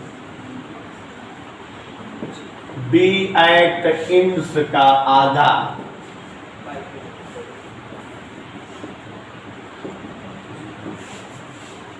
कोई डाउट? याद करना पड़ेगा। तो इतना सभी को समझ में आया? कहीं कोई असुविधा हो तो बता दीजिए। ध्यान दीजिए, धारावाही वृत्ताकार कुंडली के अक्ष के अनुदिश चुंबकीय क्षेत्र की तीव्रता। प्यारे बच्चों, जैसा कि यहाँ मान ले रहे हैं, कोई एक वृत्ताकार कुंडली, या इसी को आप किताबों में लूप भी लिखा पा सकते हैं, बड़े वृत्ताकार लूप,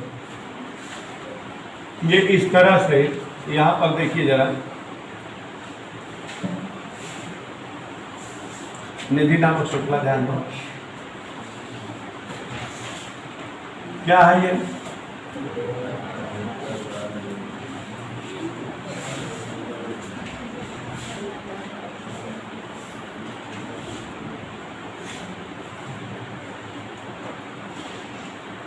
ये कोई एक लूप है, छल्ला, वृत्ताकार लूप, ठीक है। और इस वृत्ताकार लूप में धारा बह रही है, धारा आई ऐसे फ्लो कर रही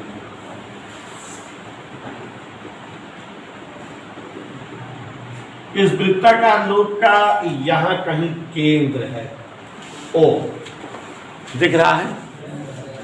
वृत्ताकार लूप की त्रिज्या ये मान ले रहे हैं स्मॉल ए है।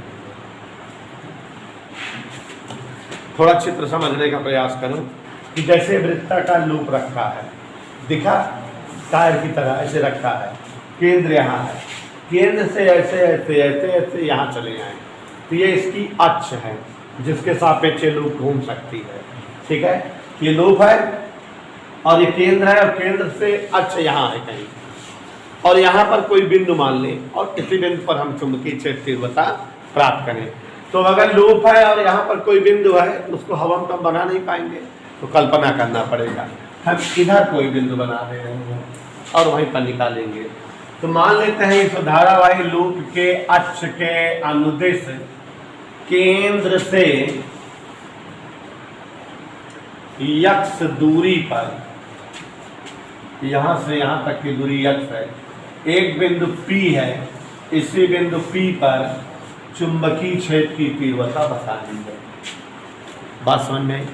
नहीं समझे संजय? मान लिए कोई एक वृत्ताकार कुंडली या वृत्ताकार लूप है जिसमें धारा आई प्रवाहित हो रही है, तो इस धारावाही लूप के कारण केंद्र से यक्ष दूरी पर अक्ष की अनुदिश, माने ये सही सही ये बिंदु कहाँ है, ऐसे है, ठीक है। अक्ष के अनुदिश स्थित बिंदु P पर चुंबकीय क्षेत्र की तीव्रता बता, यहीं P पर चुंबकीय क्षेत्र तीव्रता अपने को चाहिए। तो अब जैसे कि अभी थोड़ी देर पहले एक वृत्ताकार कुंडली वाला किए थे, वैसे ही मान लेते हैं पूरी की पूरी वृत्ताकार कुंडली कई छोटे छोटे छोटे छोटे छोटे टुकड़ों से मिलकर बनी है। इसका एक टुकड़ा या एक अल्पांश, जैसा कि आप समझ रहे हैं, मान लेते हैं इसका एक अल्पांश यमयन है, कोई अल्पांश।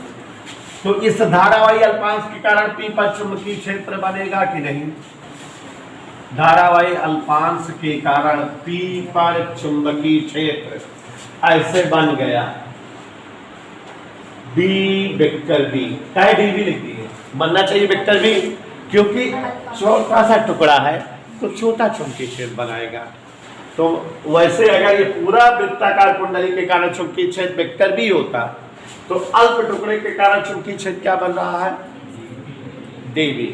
और मान लेते हैं कि बिंदु P की अल्पांश तक की दूरी r है और ये अक्ष के अनुदिश बिंदु, ये अच्छी स्थिति या अक्ष ऐसे है, यहाँ पर ये कोण मान ले थीटा है। कितना मान लिया, मान लिया कि नहीं। और आप जान रहे हो, ध्यान से देखिए कि अगर ये वेक्टर dv है, इस अल्पांश के कारण उत्पन्न चुंबकीय क्षेत्र है, तो वेक्टर के दो घटक होते हैं। एक घटक अक्ष के अनुदिश हो गया dv साइन थीटा, और एक घटक इधर अक्ष के लंबवत dv कॉस थीटा। बात समझ में आई। तो इस तरह से इस धारावाही लूप में बहुत सारे टुकड़े होंगे, अल्पांश होंगे। जैसे वो अल्पांश है वैसे इधर उसी का सममित अल्पांश यम डैश यन डैश हो। सममित अल्पांश का मतलब उसी जैसा, ये मान ले इसकी लंबाई dl है और इस अल्पांश की भी लंबाई क्या है dl। तो अब यहाँ इस अल्पांश के कारण भी P पर चुंबकीय क्षेत्र बनेगा कि नहीं, बनेगा बच्चों। और वो चुंबकीय क्षेत्र मान लेते हैं d वेक्टर की बना, क्योंकि उतने लंबा अल्पांश है, उतने दूरी पर बनाना है, इसलिए जितना चुंबकीय क्षेत्र ये बनाएगा उतना ये वाला अल्पांश भी चुंबकीय क्षेत्र बनाएगा।